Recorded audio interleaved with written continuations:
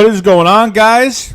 We've had Eagles open camp today. I know it's a late stream. I want to do some earlier, but unfortunately, I had no time. I kind of want to get a video out and then obviously do a live. Try to do one tonight. I don't know how many people are going to be in here, but just want to hear your guys, thoughts on today and a lot of stuff today, guys. I mean, look, like in front of the fans, definitely a big motivator when you have the fans. Like without the Philadelphia Eagle fans, this is not easy. Like for a player, it's probably not that easy. Without the fans, it was really hard for me to see this team try to play last year without anybody in the stands. Even though there were some people in the stands on lower capacity, it's still not the same. You don't feel like you have home field advantage and stuff like that. So do appreciate everybody being in here today. What's going on? Breaking Eagles clips. What's going on, man? Ready for football? Philly 215. Smith, Reagor, Quez, and Fulgham are going to be a problem. I hope so. They looked really good today. Philly 215, we're going to be contenders, and everybody going to jump back on the bandwagon. No U-turns. Big play Slay. What's going on, man? J.S. Young, always in here. Don't frown. It's the Philly shakedown. Haven't said that since, I did say it the other day. Philly did the other day. Philly Jim, what's going on, man? Jesus Hernandez, go Cowboys. Jesus Hernandez says, Reagor smoking Nelson, bad Nelson or good Reagor.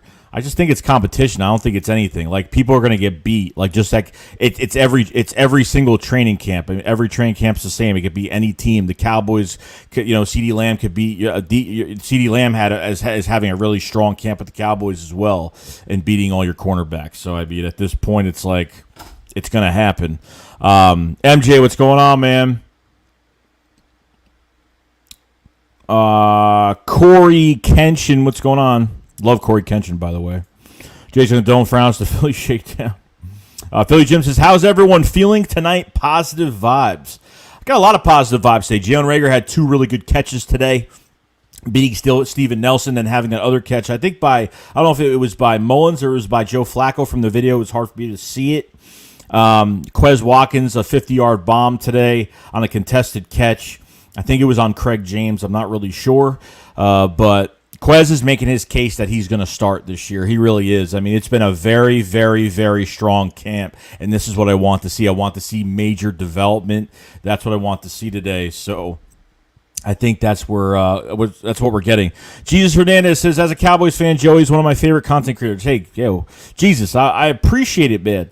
Every fan base is welcome here, whether it's rival or not. You know what I mean? Like I have a few Cowboy fans that come on here. You know what I mean? Some of them talk, some of them, are straight up and just don't care what they say, and it is what it is. But hey, Jesus, I do appreciate it, really do.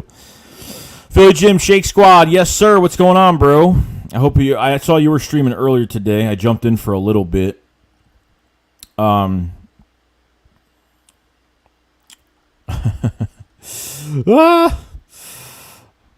We got a super chat for Philly for the podcast. CJ Henderson needs to be an Eagle. I don't care. So what's the rumor? So I was going to make a video on this, but I saw the rumors about CJ Henderson that I guess they have enough corners over in Jacksonville and they want to get rid of him. So, I mean, I was a big CJ Henderson fan of the draft. I mean, this is only 1 year into his rookie contract right now. So this is actually really interesting. I saw news that I guess whoever drafted him is one of the Eagles representatives, I guess.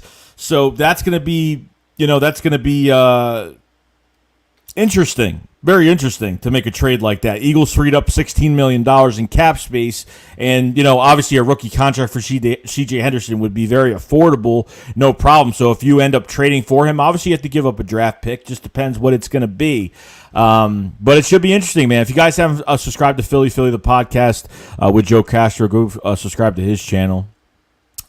Great guy, great content creator. Go sub him up if you guys haven't. We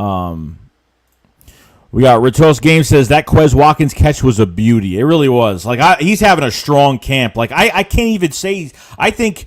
Look, Reagor's a good receiver. I think he'll be a good receiver this year, but Quez is going to be more of an overall good, I think all around a better receiver than Reagor. Not because of, I think because of the route running plus just having more of a skill set with the route tree. With Reagor, you're just kind of moving him everywhere and he's just using his speed. So there's some differences there, but pretty cool, though. Philly 215, people are saying just because Quez is doing good means our defense is bad. No, I mean, look, when I made my video about the offense playing bad a couple days ago, people were People were jumping on me. I think half the people don't even watch. I think half the people literally just look at my title and then they see my thumbnail and they're like, oh, well, you're not giving the defense a chance, blah, blah, blah. You know what I mean? It's going to go back and forth at training camp. It's always going to go back and forth regardless. But, it's competition at the end of the day. Like, there's one side's going to look worse than the other. There might be the quarterback might have a bad day. It is what it is. Usually if the quarterback has a bad day, the rest of the offense has a bad day. That's just the way it is sometimes. So I wouldn't put too much on it. But we'll see. We'll see what happens. Paul Mancini, what's going on, man? Says I'm starting the trade rumors of Eagles sending Zach Ertz and Andre Dillard to the Jaguars for cornerback C.J. Henderson and their 2022 fourth round pick. I mean, I would do that. You're freeing up a lot of money right there. I mean, I have no problem with that whatsoever. I mean, if that number one, you're freeing up another $8.5 million for trading Zach Ertz and Dillard. I don't know how much you're getting back for. I never really looked at his numbers, but I think that's fair. But if you're starting that trade rumor, I like that trade. I love that trade. Actually, you kill two birds with one stone. You get rid of a offensive tackle that's not going to start, not going to even be any asset on the depth chart on top of it. And then you got Zach Ertz that I still don't believe he's going to be here. I don't believe Zach Ertz is going to be here by the start of the season. So it should be interesting. MJ, what's going on, man? So what up, Joey? What offensive line are you most worried about? By the way, Jesus Hernandez is best friends, and he's a stinking Cowboys fan. What offensive line are you most worried about? Are you talking about like another team, or are you talking about our offensive line? If you're talking about our offensive line, player-wise, I'm not really worried about anybody. I think obviously Brandon Brooks did come back. Offensive line-wise for another team, if it's within the division, I really don't know. There's a lot of good offensive lines out there, guys. Like there is. Like the Cowboys have a good offensive line. The Giants, not really that good, but not really that bad, but not great. Washington has a pretty good line. I mean, there's a lot of good lines out there, guys, that to give us problems, I don't know. Like our defensive line is the strong suit of this team as of right now, and I think it has been this whole camp. But number one, they have to stay healthy. Number two, they have to produce. And they have to be on. I don't know. It's weird because they signed Kerrigan. They drafted three defensive linemen this year. Milton Williams had a strong day, and when I say literally strong, he was pushing an offensive lineman with one hand, literally with one hand today. Milton Williams is going to be, I don't know, Fletcher Cox and Javon Hargrave better produce because Milton Williams might break out as a rotational guy. So this should be really interesting. I'm actually really excited for it. I'm pumped about it. As for apologies to J-Jaw for Henderson, throw an umbrella sweeten the deal. You could do that. Though. But I don't think so. That would really, the Jaguars, it's actually a perfect situation because the Jaguars could probably use about anybody as of right now for their roster. They could probably use about anybody on their roster. So really at this time, like, I think you could really add in whatever player you wanted. That's promising. You know what I mean? I had already rumors of Zach Ertz going there, but obviously he's not winning no championship anytime soon when he's over there. I thought the Buffalo Bills would be the perfect spot for him. That's just me, though. So, Sonic 2.25 says, what's your opinion on training camp today? Eagles, really today, Eagles camp has been good. I mean, today was good because I think the fans really did help. We haven't had fans in the stadium, obviously, when we had decreased capacity last year, but I wouldn't count that as even having fans. But obviously, with the fans being there, gives the players some motivation. And, we have their backs at games, you know what I mean? And it's always it's a crazy place when you're there. I can't wait to go for the opener against the 49ers. I'm pumped for it. You know what I mean? So I like it. I mean, it's great. But we'll just see what happens when the time comes. Like, I think, it gave them a little push, you know what I mean? Like how I think some of obviously the rookies and some of the guys see, wow, the Eagles fan base is crazy and they're there for the guys. So, Road Game says, Eddie can't wait till Thursday. I can't wait till Thursday either. Philly Jim says that couldn't be further from the truth. Actually, the defense was looking really good tonight and has throughout camp. I think defenses look good. I think the defense has had most of the good days at camp. That's definite. The offense has definitely struggled on some days, but I think you're right, Jim. That the defense has definitely had the brighter spots of the days, which is good. You know what I mean? Bryce Blackwell, what's going on, man? Hope you're having a good day.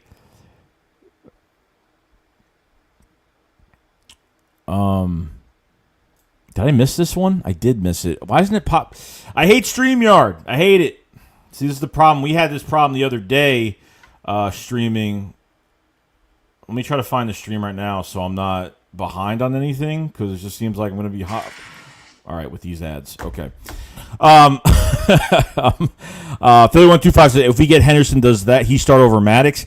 Maddox, I don't know where he's playing. I mean, I don't know if he might be. I mean, him and Josiah Scott are going to be competing for that nickel spot. And then outside, I mean, you got Steven Nelson, Darius Slay, Melifonu's injured as of right now. I mean, there's a bunch of guys that are still, I don't know. I think we need more bodies. I mean, that's why this move really does help. I don't know if he starts over Maddox. I don't know. I think he is better. He probably could be better. Another depth piece. I mean, if you're able to acquire a guy that's still on a rookie contract right now and you have him for a few more years, I mean, that's great. I mean, that's fantastic. Can't complain about it whatsoever. Philly 0024 says Giants got no O-line. They don't. It's not great. I'm not saying they have no O-line from every position. Nate Solder's a really good player. I mean, they have a couple good players there, but they're not fully functional at offensive line right now. I don't think it's good at all. Goku LeBron says, bro, we are not getting Henderson. Just stop it. I might make some trades, maybe some trade videos on it. But the Eagles have cap space, and if someone's up for a trade, the Eagles, I mean, there are teams that are already listening to it already, so don't be surprised, guys. Don't be surprised by another trade happening before the season starts. I wouldn't even, I wouldn't doubt it. Google LeBron says Jags will get a second rounder and a valuable player. That's not promising. If they want to just get this player off their hands, and he's unhappy there, and he's not going to really do anything for that team this year, then I don't know. They might. The longer that time goes by, and obviously we're already into almost preseason already, so the time is going to fly by, and it might.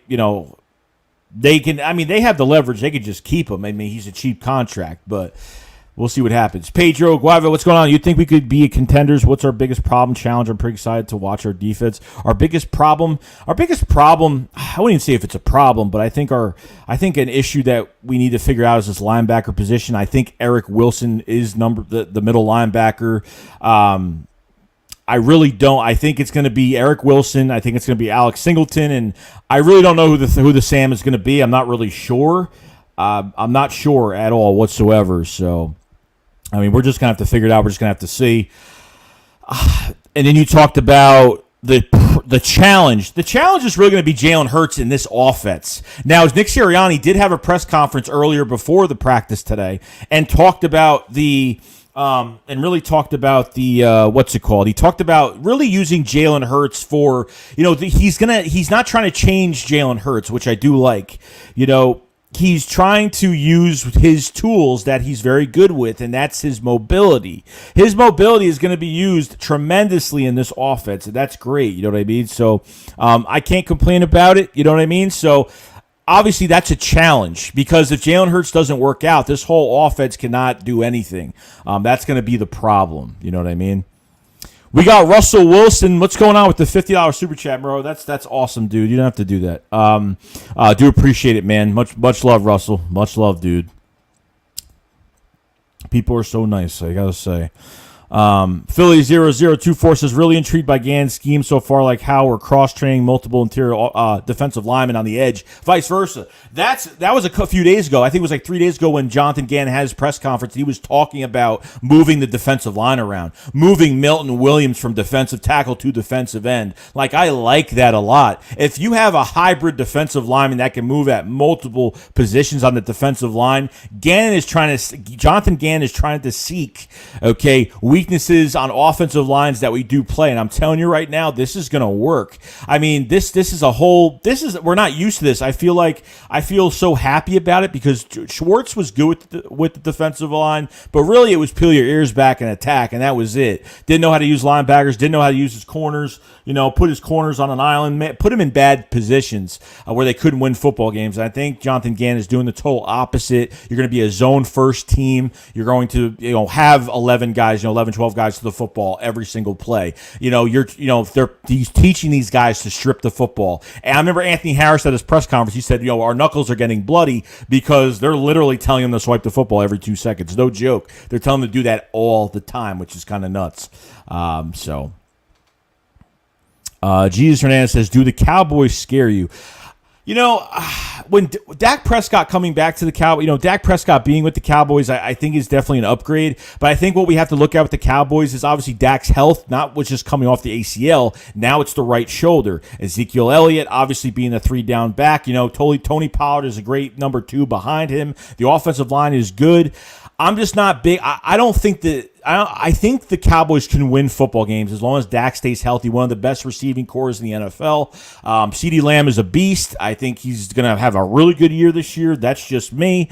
The Cowboys defense, where it kind of worries me. I feel the Cowboys can do enough on offense where they don't have to worry about their defense too much. I thought they kind of finally got safeties this year, that they've been looking for safeties for years and never really acquired any safeties. And then, the defensive line, I'm not a big fan of. With some guys I'm good with, but I don't think it's a strong suit. The corner, I think the linebacker position for the Cowboys is one of the best in the league, probably the best. I love Van Der Esch. I want him from Boise State really badly. Sean Lee is great, and obviously, with Jade, it's very good. So, and then you go to the cornerbacks, which I'm not big on the cornerbacks for Dallas. I think that pass rush really has to do something, but I don't think your defense has to be a top 10 defense. I think your offense could do just enough, and your defense just has to do a little bit during the season. So, we'll just have to see, but I don't think they scare me too much. But Dak Prescott's going to be the main component of that whole team and how well they do this year, because I'm telling you right now, the Italian pizza maker, whatever his name is not going to do anything. Unfortunately, he did stuff against us. I don't want to talk about it. But Cade Cash, what's going on? David Terrell to start outside linebacker.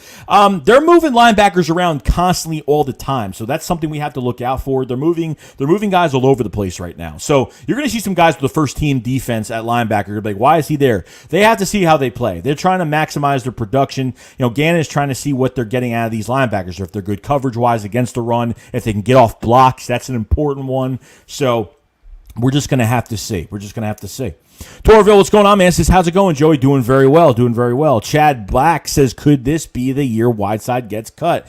If the Eagles keep 5 receivers, I think that, you have 2 rosters because of the new changes with the rules this year. You have 2 extra roster spots. So if I was to keep 2 extra roster spots this year, I would keep one at running back and I would keep one at receiver. That's just me, though. Keep an extra receiver. Why not keep an extra running back? I think it's perfect to keep an extra running back as of right now, just because why not? You have a diverse group, 8 running backs in competition, and look, you can keep 2 bruisers. You can keep Jason Huntley, that's turning heads at camp right now. I don't think Whiteside has really much. I don't think Whiteside has a chance to even make it. I think he'll be practice squad most likely. I don't think he's making it unless there's injuries and we have nobody left. JJ will play, but he's done okay at camp. It's not been a great camp, but he's had a productive okay camp. He's beaten Josiah Scott a few times. They've lined JJ Arcega-Whiteside in the slot as of right now. So it should be interesting. I don't know what's going on, but hey, it is what it is. Rishi Liar, what's going on, man? I hope you're having a good night tonight. Eagles clips, we should use him now. Russell Wilson was used in the beginning of his career. You know what? A lot of people don't like mobile quarterbacks because the more times they get hit, the more they're prone to injury later in their careers. But with Jalen Hurts, I like how Nick Sirianni is going to use Jalen Hurts and use him to his advantage as a mobile quarterback. He's not trying to change him. He's not trying to tell him to go into the refrigerator, eat a couple donuts like they did with Carson Wentz and make him into a pocket passer, okay? And then put him in this Nick Foles scheme. I think there'll be a Nick Foles scheme RPO offense in this, obviously. Nick Sirianni did say there will be RPOs, and I think we've known that for a while with that skill set that Jalen Hurts has, okay? So a lot of good things to take out of it. Sorry, if I wipe my nose, my allergies are kind of going crazy today. And I know it's like almost the end of summer, and yeah. We have Parko Goller says, are you excited for the new Michael Myers movie? Halloween Kills, definitely. It's like the Empire Strikes Back of movies. I can't wait. Jock says, Jock says, Joey, how do you feel about Josiah Scott? I think he's had a very productive camp. That competition between Avonte Maddox, okay, and Josiah Scott, it should be really interesting. See what happens. I don't know. I need to see more. I need to see Thursday. I need to see Thursday against Pittsburgh. That's what I got to see as of right now. So we'll see. We'll see what happens, but should be really interesting. Eagles Chat says Russell Wilson gave a super chat. What? Russell Wilson? What are you talking about? That's Russell Vaughn. It was Russell Vaughn. J.S. Young says, correct me if I'm wrong. We haven't heard the Deshaun Watson thing since you went live. Correct me if I'm wrong. We haven't heard anything since then? No, because you can't trade for him right now. The only way you're going to trade for him is if he needs to get out of these civil suits that he's in right now. He's got 22 civil suits right now. So once he gets out of that, he's free to go. But he's not practicing. It's a total awkward mess over there in Houston right now. So I don't think anything's really happening at this point. I really don't. It's just something that we just have to wait. Just got to wait and see. So just got to wait and see.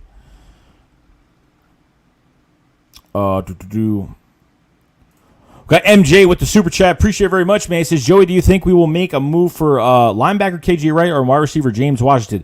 These are difficult because I need to see if the Eagles are actually good at linebacker right now. And I don't know if they think they need a veteran in the building right now. I'm not really sure. So the KJ Wright thing is going to be something down the line. Like if they think they need a veteran in here that needs to jump in and play now, besides two other stars that they think they have, then that's fine. Other than that, I mean, it's a different story. But the James Washington, that one's kind of intriguing. I don't know how long John Hightower is going to be out with that groin injury as of right now. I have no idea how far that's going to be. I'm not really sure, but I would say I wouldn't mind trading for KJ Wright. For James Washington, if you give like a 4th round pick for KJ Wright, I'd be totally fine with it. He is a speedster. Okay, he comes back. He's like a possession receiver as well. He could jump up and grab balls as well. He's not a home run hitter though, but the guy can get. If you throw to him in the middle of the field, open space, he gets a lot of yards. I think it'd be I think he wants to start. He doesn't want to be a backup to the Steelers, and that's what he only had 2 catches in that Hall of Fame game. That was it. So I like James Washington a lot. I don't know if they'll actually pull the trigger on this one. That one's going to be a different one. But the KJ Wright one is definitely more realistic, I think, because linebackers a lot of mystery that we don't know about right now. So should be interesting to see what happens at that position.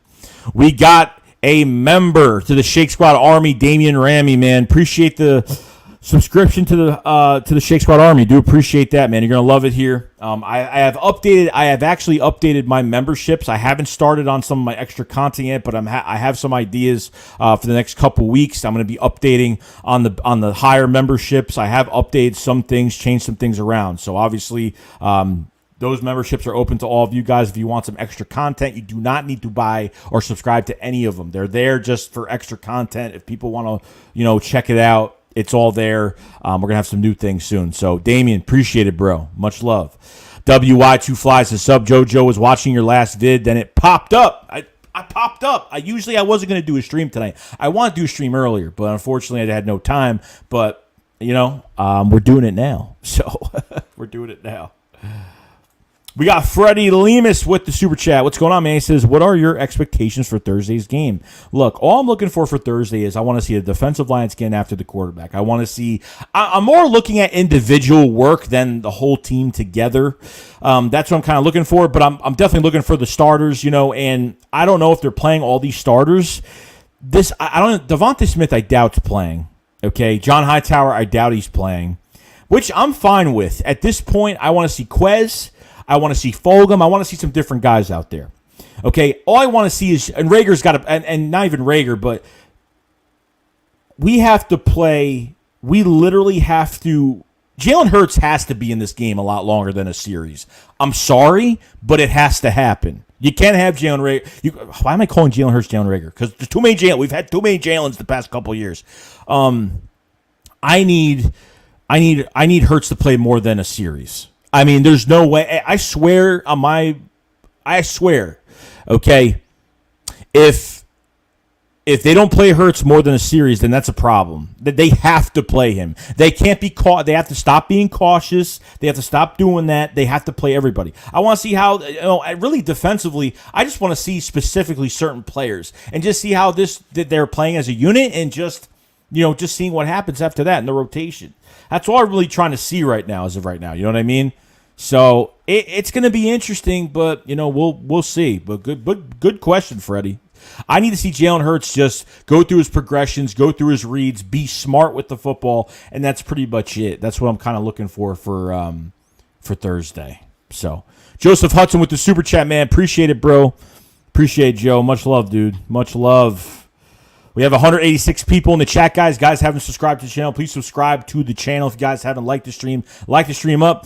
We do go over Eagles news all year round. I'm trying to figure something out for the preseason game this Thursday. I should be streaming it, so we won't have any problems there. If any problems happen, then it's because there's some weird stuff going on with Game Pass and NFL Sunday Ticket right now. Like, there's some weird stuff going on with because I paid for something. I didn't get some extra stuff with it that I was supposed to get. So there's some weird stuff going on with all that. But it should be fixed very soon, and we'll see what happens by that time. But we should be fine. So if you guys haven't liked the stream, subscribe. Check the description to support me in other ways. And that's pretty much it. Philly Shakedown podcast every Saturday, 9 p.m. Eastern. We go over that every single week with Philly 500. I hope you guys are enjoying that show. We have a lot of fun doing it. So much love to everybody here. Kevin the Prince, I don't see them playing Smith till week 1. I don't either. I'm not even worried about it. Let him. And really, to be honest, I don't want this whole offense to just be a Devontae Smith offense. Like, I need other players to come in. I want to see what we got without Devontae Smith in the lineup. You know what I mean? That's what I want to see Thursday. I want to see what we actually have. So that's what I'm looking for. Yabba Dabba Doo says Ellie Shore Parks just loves Howie Roseman. Why? What do you say today? I haven't read anything the past hour or so. Danny Ramey, Joseph, thank you. Kev says I ran out of Welch's gummies. Joseph Hutt says, damn, dude, you don't sleep. Appreciate your dedication, my man. No problem, man. I usually am up every single night, so if you guys need to message me, actually follow me on Twitter as well, at JoeyShake72. Follow me on Twitter. I've been trying to get people to follow me on Twitter as well. This way you see me, if you guys need to contact me, or I always put up stuff. I usually put up more than football. I put up stuff that I like, my likes, my dislikes of stuff that I like to do. And I put a lot more personal things into my Twitter. So if you want to follow me on Twitter, follow me at JoeyShake72. If you guys have it, you'll find me on there easily. Jock says Elliott made all his kicks. Maybe he fixed his mental problem. I'm not believing anything that Jake Elliott does during camp when there's no pressure on him. Okay, let's get that straight. Okay, he missed a 21-yard field goal last year. The guy couldn't make from 35 to 45, but when it's 50 yards, he can make it. But when it's 45, 35 yards, he can't make it. He missed a 21-yarder last year. Made me want to vomit. He's getting his contract is 5 years, $19.5 million. That's why this team needs to turn around. That was the biggest crock of a contract I have ever seen the Eagles give. And we've seen the Eagles give really bad contracts over the years. That one for a kicker, making him one of the highest paid kickers, was a total joke. They couldn't even release him. If he didn't have that contract on him right now, they would have released him, saved a little bit of money, and called it a day. Okay, but there's dead cap now. So you can't even get rid of Jake Elliott right now. So I think by next year, I think Jake Elliott is gone. Okay, I think by next year he's done. He's out. He's on the outs. See you later. Danny Ram says Joey doesn't sleep. Had to join. Appreciate it, man. Torville said I don't think it makes sense to carry one punter right now who has NFL experience. They should have a competition. That I do agree. Aaron Sipos is just I don't know where he's from, where we got him from. We got him right after the season ended, and that's actually Cameron Johnson ended up leaving. I don't know why they let him go. I don't get it. You're paying your kicker that can't even kick anything. I don't know. It makes no sense to me. They should bring in another kicker. That's what they should do. I'm not seeing it, though. Philly 52 says Hurts to Quez connection was nice. Those 2 catches that Quez had, I think he had, 2 catches or 1? I think he had 1 catch. I thought he had 2 today. But that 50-yard bomb, that was beautiful. Quez has got some good route running. Even when he's practicing, even on warm-ups throughout the training camps, when he goes slow, he looks like he's going 100 miles an hour. I mean, that's how crazy it is with Quez Watkins. I hope we get something out of him. I'm praying to God that we actually get something out of him, because wouldn't it be so great for some of these wide receivers to work out, and then you don't have to spend any draft picks on receivers for the next 10-plus years? It would be the dream of this team as of right now. It really would be. DB Talking now said they have to play Hurts the whole half. That's what I'm hoping. More than this. If they take him out after a series, I will be so pissed. I will be so mad. But you know what? I think a half is fair. Not saying the whole game, but just be fair. Scott, what's going on, man? He says, are the Steelers going to put out first, second, D? That I have no idea. I haven't checked on the Steelers for what they're doing. We're going to find out, obviously, so we'll find out by that time. Rishi, what's going on? Says, at first I really wanted Fulgham to be a second outside receiver with Smith, but now Watkins has really impressed, and I like him now. I thought Quez was always better than Fulgham, but obviously Fulgham has had more playing time because we didn't start using Quez Watkins until after Jalen Hurts became quarterback for that Saints game. And then had that 32, 33-yard screen pass to Quez Watkins where he went vertical, very elusive, got the touchdown, and I was like, wow, we actually have something. Then Quez had that long reception against the Cowboys, keeping the play alive. Jalen Hurts, Quez Watkins keeping himself open for Jalen Hurts. And then we stopped using him after that, and we should have used him a lot more. Why did it take for Jalen Hurts to be the quarterback to use Quez Watkins? With Carson Wentz, they never even used him once. I know Quez ended up getting hurt before the season started. I think at training camp he did. He was actually getting a good amount of touchdowns during camp, ended up getting hurt, then couldn't do anything after that. So it's been crazy. It's been nuts. I'm trying to get to everybody's stuff here, guys. I'm sorry. Philly0024 said if Tyree Jackson makes the roster, he would probably be great for trick plays, and maybe you could try to turn him into a Taysom Hill type player that lines up at multiple positions. Yeah, I've heard that Tyree Jackson is actually playing receiver now. I think is he playing receiver? I thought he was playing receiver, but I could be wrong though. As a tight end. So there's a lot of good things to take out of it.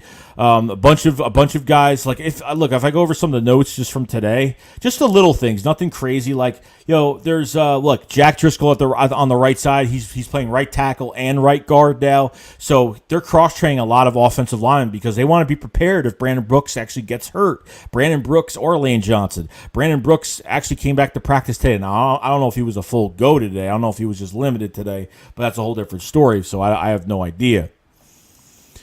But I think you could move around, and obviously with these receivers, Nick Sirianni's making them all intermediate receivers, lining up at all three spots. So that's going to cause a lot of mismatches. Plus your tight end, plus your offensive line if it's healthy, plus your diverse group of running backs. That's going to get a lot of attention back there as well. So there's a lot of attention to go around with this offense that no one's looking.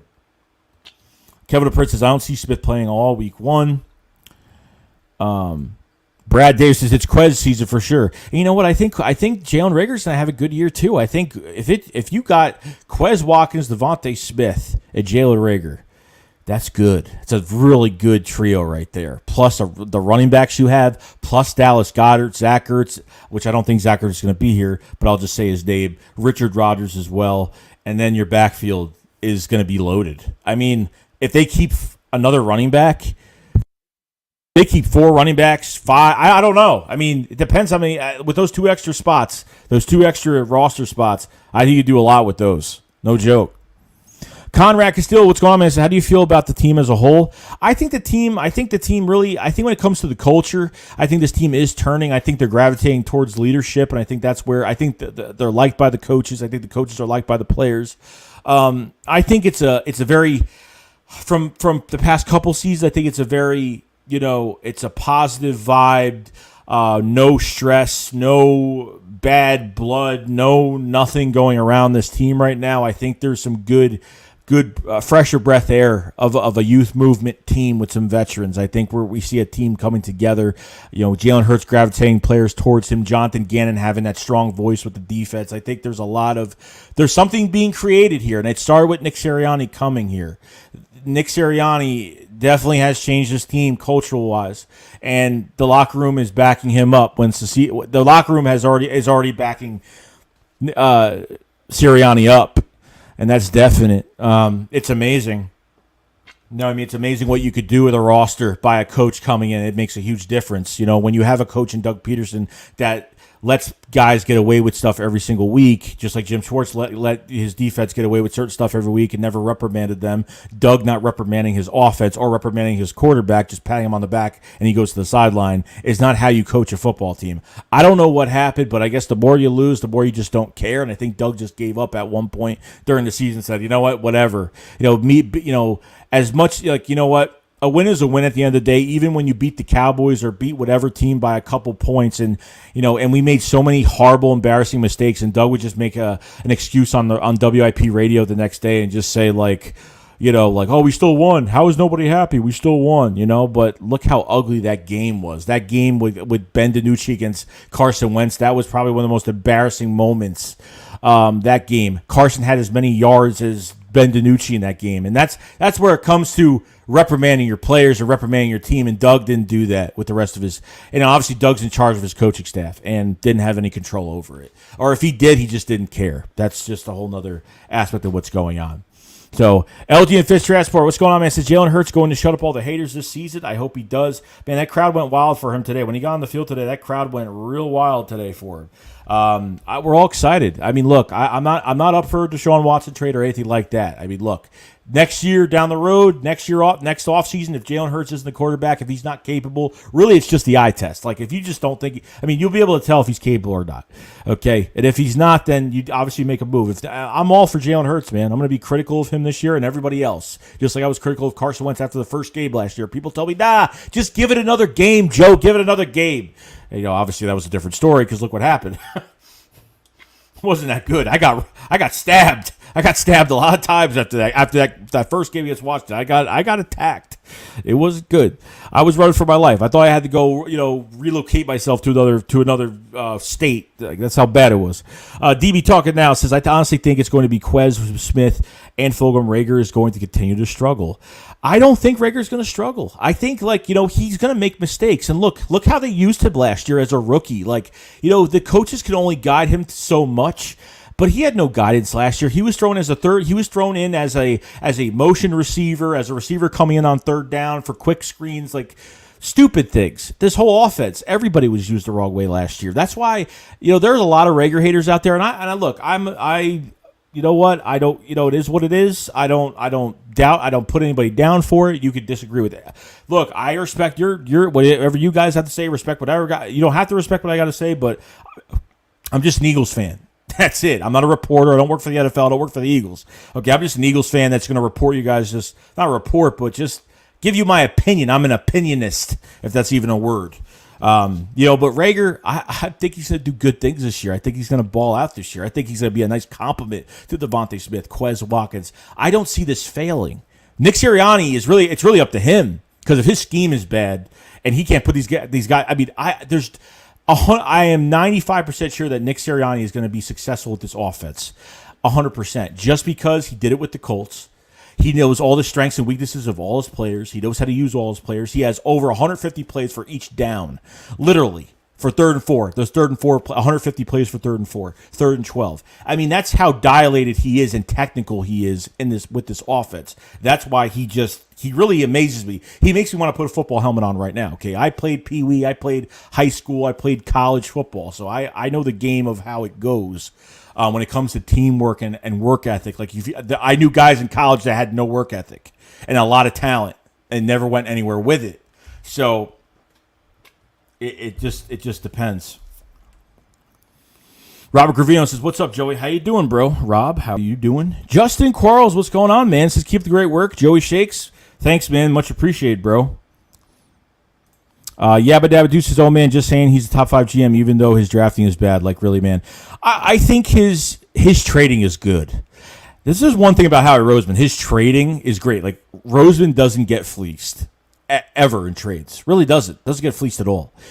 His trades are fantastic. His decision making on draft night and stuff like that, different story. But his trades are solid. But says he said it on W. Oh, he did, didn't he? Shungun41 says, Hurts did good because I can't find no podcast commenting on his performance, but as soon as he has a bad practice, y'all everywhere. Well, no, look, if Jalen Hurts has a bad practice, I say he had a bad practice. He had a really bad day. So me saying he has a really bad day means I have no faith in Jalen Hurts. All I'm saying is he had a bad day, and that's it. It's the people that take my statement out of context and say that I'm saying he's that bad, or people that don't even click on the video or even watch the video. People that just see the thumbnail and say, oh, he's attacking Jalen Hurts. Here we go. Joey doesn't trust his quarterback now again. No, that's not the case. The case is that I'm stating that he had a bad day. and you're allowed to have a bad day.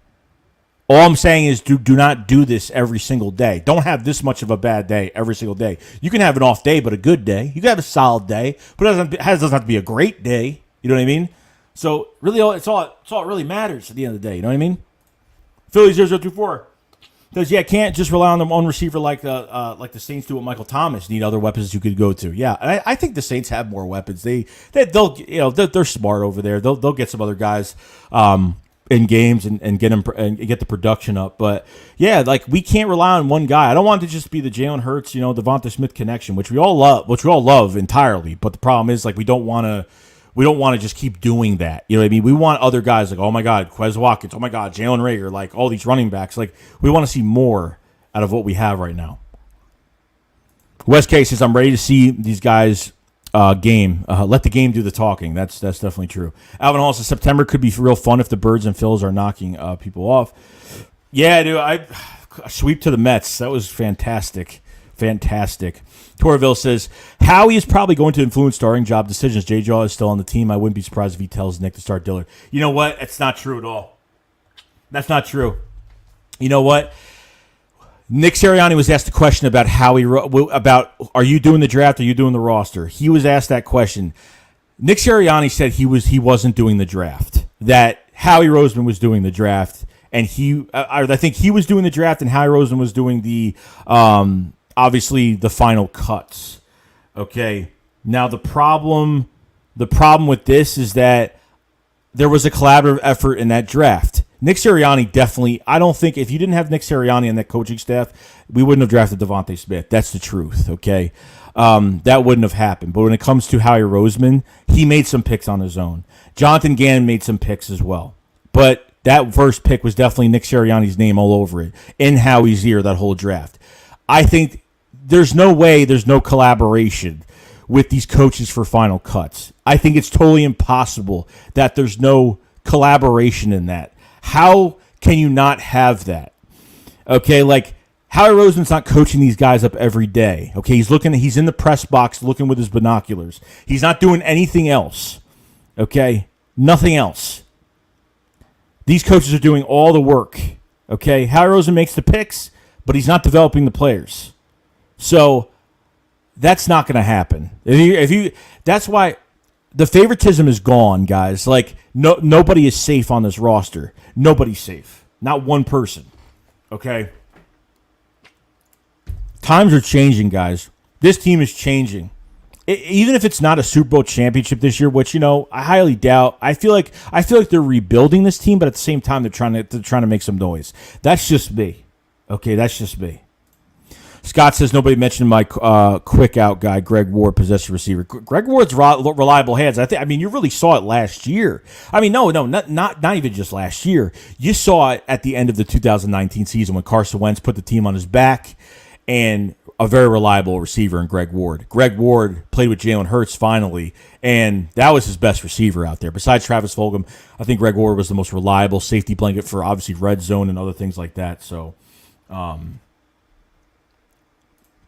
32 says they had a Reagor, Scott, Gainwell, Ward, Smith was that punt return. Smith just watching.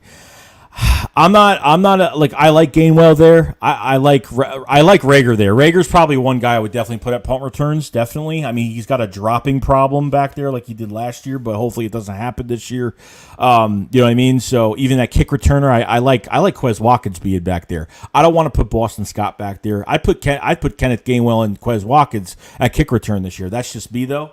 But we're going to see. I'm going to take a lot of notes from this Thursday game. I'm going to take a lot of notes, do a stream afterwards. Definitely I'm going to do a stream right after the preseason game Thursday. So it should be a lot of fun to go over, obviously, everything that happened. And, it should be a lot of fun. So Kevin DePritz says, I'd love to see Tyree Jackson, the red zone, 6'8", 250, jump balls all day. What corner could really stop that? Probably nobody at this point. Tyree Jackson, it just depends on his speed, how much the separation is, and just how much he could do, you know what I mean? So we'll see what happens, but Tyree Jackson is definitely another one that's very interesting in this camp because of his size and kind of want to use that. They could mold him into something real special, but we just have to see what happens.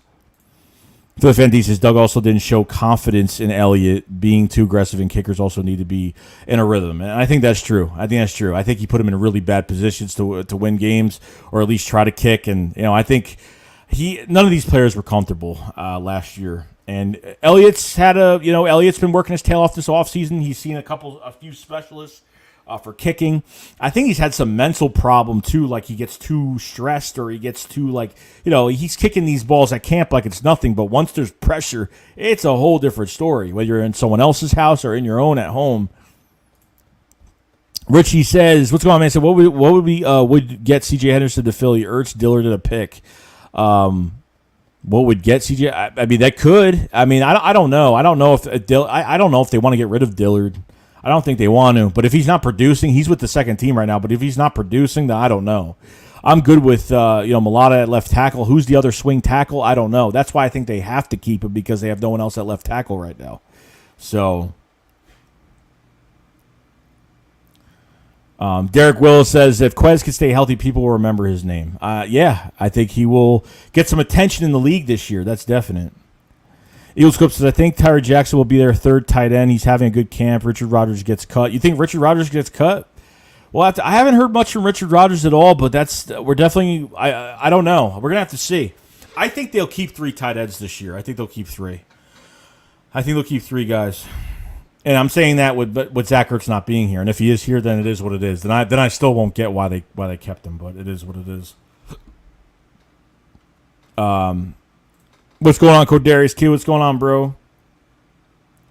Real Rex Real TV says Quez and Devontae and Reagor are going to be a problem. That's definitely true.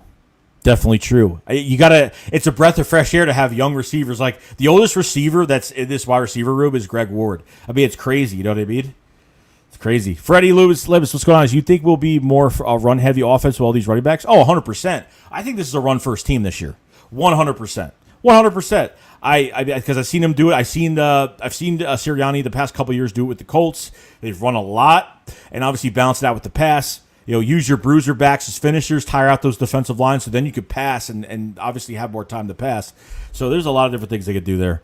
But I think it's a run-first team. Kyle Schaffer, what's going on? Says, you guys think the new coaching staff is influencing the rookies better than the last reg? Oh, 100%. There's development. We're seeing things already. I mean, look, last year we didn't have an offseason, but look, I'm actually seeing development. I'm seeing the little things happen at camp. Obviously, it's not in another uniform. Obviously, we're not facing guys in another uniform, but I think this Thursday is going to really prove what this team is capable of. And especially with somebody, I want them to win, but I don't care if the Eagles win or lose this preseason game. It's more like I need to see certain players produce this Thursday. Okay, and that's what it's all about. And that starts with our quarterback. I think that's where it starts. Burgang 31 says, I told everyone Quez was the man. You know what? You know what's crazy? When Quez was drafted, I was not really a big Quez guy. I was more of a John Hightower guy. But then people were telling me, just wait till he gets healthy, wait till he gets his chance, and he's going to run with it. And I was totally wrong. I was definitely wrong. Tyler Daughtry, what's going on, man? I said, love our young wide receiver cornerback group. Future is bright. Let's get it. Yeah, I'm excited about it. And they can add more bodies to cornerback. Like, they can add more bodies this year, or they'd say, they can wait till next year and draft. It's a defensive heavy draft next year, so they could do that as well. Brad Davis, I'm so excited to see what JG does. The defensive, the season 5 may be aggressive, and aggressive style defense. And I could see the Eagles defense run a blitz finally. Sorry, my phone was being weird. It was vibrating for no reason on my table. I don't know why. I think so too. Like, I think there's gonna be multiple fronts with this defense. I think there's gonna be a lot of different things going on, especially like if they want to do multiple fronts. I don't know if they're gonna do 3-4, 4-3. They're gonna move guys around. I mean, this is gonna be really exciting. I think our safety position as well with Anthony Harris. He's been laying some real big hits on some of these guys. So it should be interesting. Torville says, Quezadilla. Torville says Quezadilla. Quezadilla, huh? I like that. I'm gonna definitely shout you out if we call him. If his name ends up being Quezadilla. Okay, I just lost my spot. Okay, that's not good. Gilgamesh says no. These young receivers are way more talented. I think they are. I think we haven't really hit our stride with some of these guys. Like we haven't hit the surface on any of these receivers. Besides maybe a little bit of Fulgham. You know, Hightower had some drops beginning of last season, and then kind of. You know, I thought they should have used him a little bit more middle of the field. They should have done some mid-tier throws to him. They're using him on go routes. I don't know what they were. I feel like they were using him for the wrong thing. I watched a lot of Boise State tape on him, and he's not that type of receiver. He could do it, but is that our best option? No, to do just go routes and have him go deep. You know what I mean? So it should be interesting. But you know, we'll see what happens. It should be a good thing. Deshaun Dupree says, if we make the playoffs, you can make a movie out of everything Hurts has been through since freshman in college. And, yeah, I think what you get out of Jalen Hurts is he's dealt with so much adversity. He knows what it's like to get benched. He knows how to get back to the bottom of the pile and climb his way back up again. That's where it's really important. So should be a lot of fun. Damon Ramy says, do you think Foles is going to the Colts? That would be crazy. I think they could trade for Foles, or, you know, Philip Rivers is coaching at a high school team right now, and he's actually stated that he is willing to come back if a team does need him. I think the Colts should just sign Philip Rivers for the year and just call it a day. I think that'd be easier than just trading for Nick Foles. But if they trade for Nick Foles,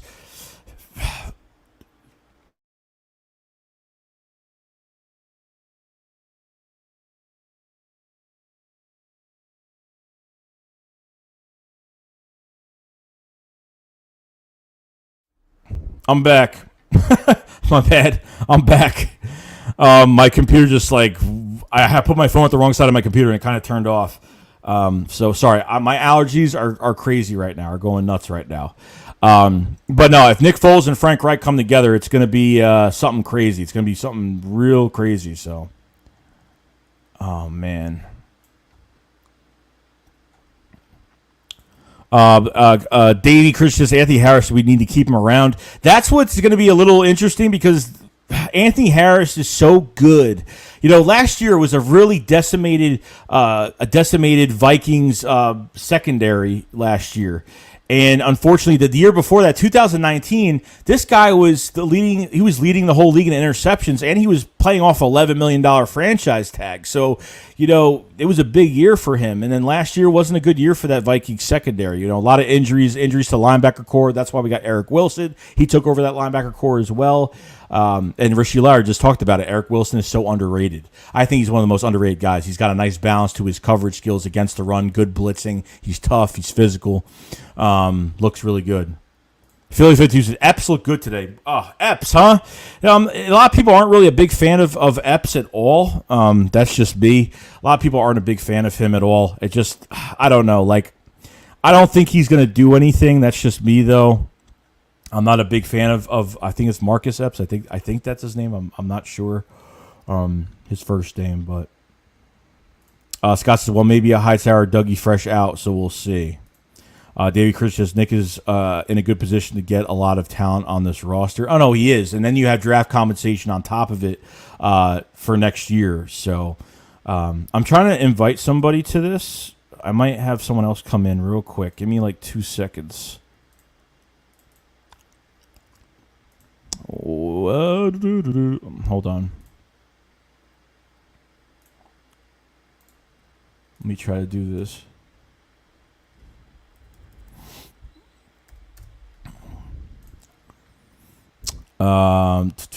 Okay. No, I think you have draft compensation. You have a lot going on. So I mean, this team will be in a good position, not just for draft compensation, but cap wise for next year. That's going to be really interesting. So, Rob Bucks says, was Hurts good tonight?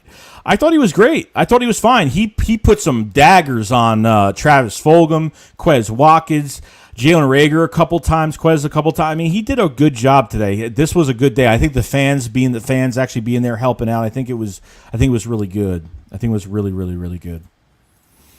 Davey Chris says, Jimmy G. Paul Mancini says, punter Sippo spent 2020 on the Lions practice squad and is originally from Australia and attend Auburn University. Okay. So he's another practice squad kicker. That obviously I've never heard his name before, so Jimmy G to the Colts, that could be something that, I mean, obviously they're going to want some good compensation for that. But at the same time, like, they're not going to trade for somebody that's going to be there long term. They're going to trade for someone as a rental. That's why they're trading somebody. They're trading somebody for a rental. That's what they're trading for. They're not going to go. I think that the easiest thing they should do is go out and get Phillip Rivers, and that's it. That's what I think they should do. Eric Stewart said Hightower is going to be on the practice squad because we're going to get a veteran receiver out of free agency. That is good. That's a good That's actually a good statement there. I don't know. Like, I know people have been talking about Larry Fitzgerald. Kenny Stills is still out there. There's some good, valuable, veteran talent out there, that could help your offense. I mean, other than like Des Bryant or someone else or something like that. I don't know. But I think they should stick with what they have. They could go after another guy.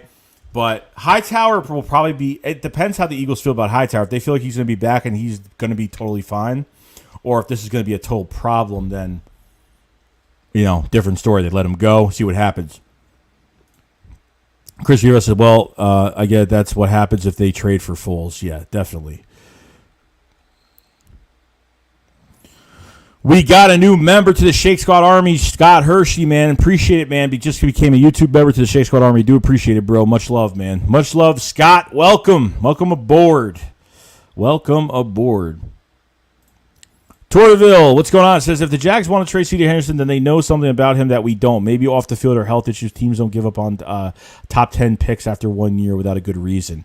Now, there were some fans commenting on Twitter, and obviously take this with a grain of salt. There were some fans talking about C.J. Henderson, how he wasn't practicing, how he just wasn't, he wasn't really in favor, that he was skipping practice and had an attitude. I don't know. I don't know if this is true, but that's what I saw on Twitter.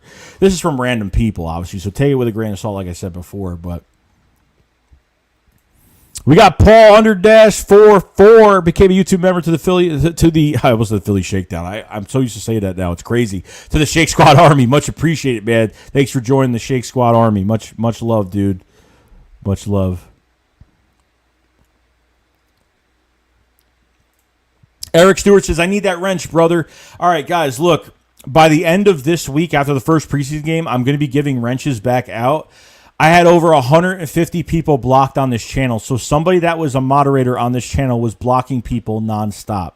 And it wasn't fun at all to see that. And to someone to abuse that privilege, I don't like that people were blocking. I don't like people being blocked unless they're being racial, they're being political, or they're just spreading hate around, which is really bad, like really bad. So it's kind of, I really don't want it to happen. But I'm going to be giving, I think I gave out, 1 or 2 wrenches so far. I'm going very slow on it. So I will have wrenches out. I need to see guys in these streams a lot more, to give out wrenches. I can't give wrenches out to people I don't know or don't really have it known for a while. So, I appreciate everybody being patient with that. It's nothing against you guys, but people have been getting blocked. Just nuts. Jock says, Joe, even your computer knows if Colts bring in Foles, it will shut it down just like your computer. It's crazy. If I put my phone on the left side of my computer, the computer turns off. It's weird, and I forgot I just did that. Kyle Shaver says, ESPN, breaking news, Eagles signed Alshon Jeffrey to a 1-year deal. Howie Roseman quoting saying, we wanted a veteran wide receiver. Yeah, okay. That's definitely not happening. Alshon Jeffrey, didn't Jeffrey try out for the Saints? Or I thought he worked out for one team. I'm not sure, though. Gary Davis said Pressman is going to be exciting about our wideout depth. Nick Mullins has a pretty good arm. They'll get their shots.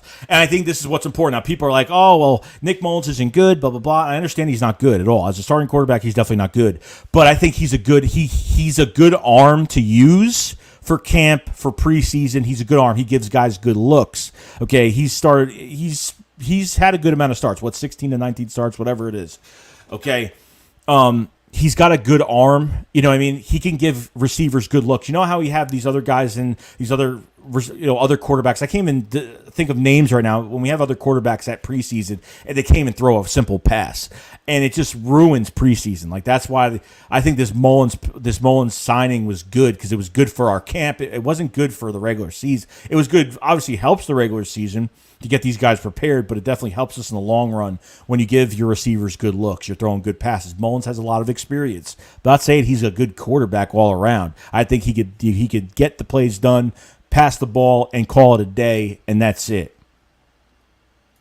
Richie Lair says, I do not want a veteran receiver. It takes time away from the players like Quez or Fogel who have potential to be starting receiver. Look, if it's me, I'm not getting one. I don't think they need one. Like, just because, they're young. Look, Greg Ward is not a rookie a rookie anymore. He hasn't been. You know what I mean? Like, there's a lot of vets. We have a couple vets. You know what I mean? And Greg Ward is one of those guys. You know what I mean? You don't have a savvy vet that's been in the league for 14 years, obviously. But I like what we have now. I don't think you have to waste a roster spot on that. Alex Robbins, in your opinion, for the ones going into their second year, who will be a breakout player on both sides for the Eagles? Going into the second year? Oh, man, this one. Obviously, Jalen Hurts is the number one guy that's going to have a good year. Second year on top of that, I got to figure out who else is going into their second year this year. Who else is going to their second year? I think Javon Hargrave could do really well. I mean, he's a second year on this team. I think Javon Hargrave I think he's going to have a good year. I'm hoping he does, and I think he will. It's obviously he's going to have a lot of those one-on-ones because I hardly doubt people are going to be double blocking Javon Hargrave this year. They were doing that at some point, but it just depends. But I think with those two players, you're going to have something really, really good. But we'll see, though. Scott Hirsch says, somehow I didn't get blocked, and I got to subscribe. I appreciate it, bro. I appreciate it. Taylor Henry says, not practice related, but really appreciate your content, bro. Go Birds. Taylor, appreciate it, bro. Yeah, no, I'm always on the content every day. Like, I'm going to be making, probably after the stream, I'm going to make like one more video for tomorrow, and then obviously training camp, and we'll have more stuff out this week. So, Sandy Sai, what's going on, man? Says, how do you get a wrench? Pretty much just keep coming to the live streams. Like, I have to really distribute these very slowly with these wrenches and these moderators because I'm not giving them out like candy anymore. And it's not because of you guys. It's because of certain people that have abused that power to block people, and they have blocked people. It's just unfortunate. So, Maverick says Philly 500 had the same issues. Yeah, I've heard. Yeah, I've seen he's had issues with the computer and stuff. Scott Hurst says, appreciate your analysis. No problem, bro. Ben Duck says, James Washington requested a trade thinking it's just like a fifth or fourth could get him. Would you do that? If it's a fourth or fifth round pick, yeah, definitely. I said a fourth round pick. That's just me. I said a fourth round pick. So, do you see the Cowboy fan get removed from the stadium today? I didn't, but there was actually a fight at Lincoln Financial Field today after practice. I think they were. Yeah, I think there was two Eagles fans in a big brawl today. There's no video on it yet, but I want to kind of see. I kind of like looking at that stuff. But yeah, we'll see. We'll see. Troy says, I definitely need my wrench back. We will have. I'm giving out wrenches. I'm trying to find out some things right now on certain people that have been blocking people. So everybody, wrenches will be given out after preseason this Thursday. So just be patient, Troy. I do appreciate you sticking around, though. Skylar Coleman says, keep the vets away. I like the wide receiver core young and want them to develop on their own pace. Keep what we have and let them develop. 100% agree with that. I don't want to bring anybody else in here. I don't want veteran favoritism. I don't want a veteran coming in here and starting. I want these guys to just be hungry. I want them, like, literally, you have hungry dogs that have been in a kettle for too long and they want to get unleashed by the season. That's what I want to see. That's what I want to see. J17 says, are they going to show the game on Thursday? If you're not in the area, if not, you got to check your cable provider to see if the game is going to be on. If it's not, then you have to get NFL Game Pass, which is $100, which I think is the most ridiculous crap I've ever seen in my life.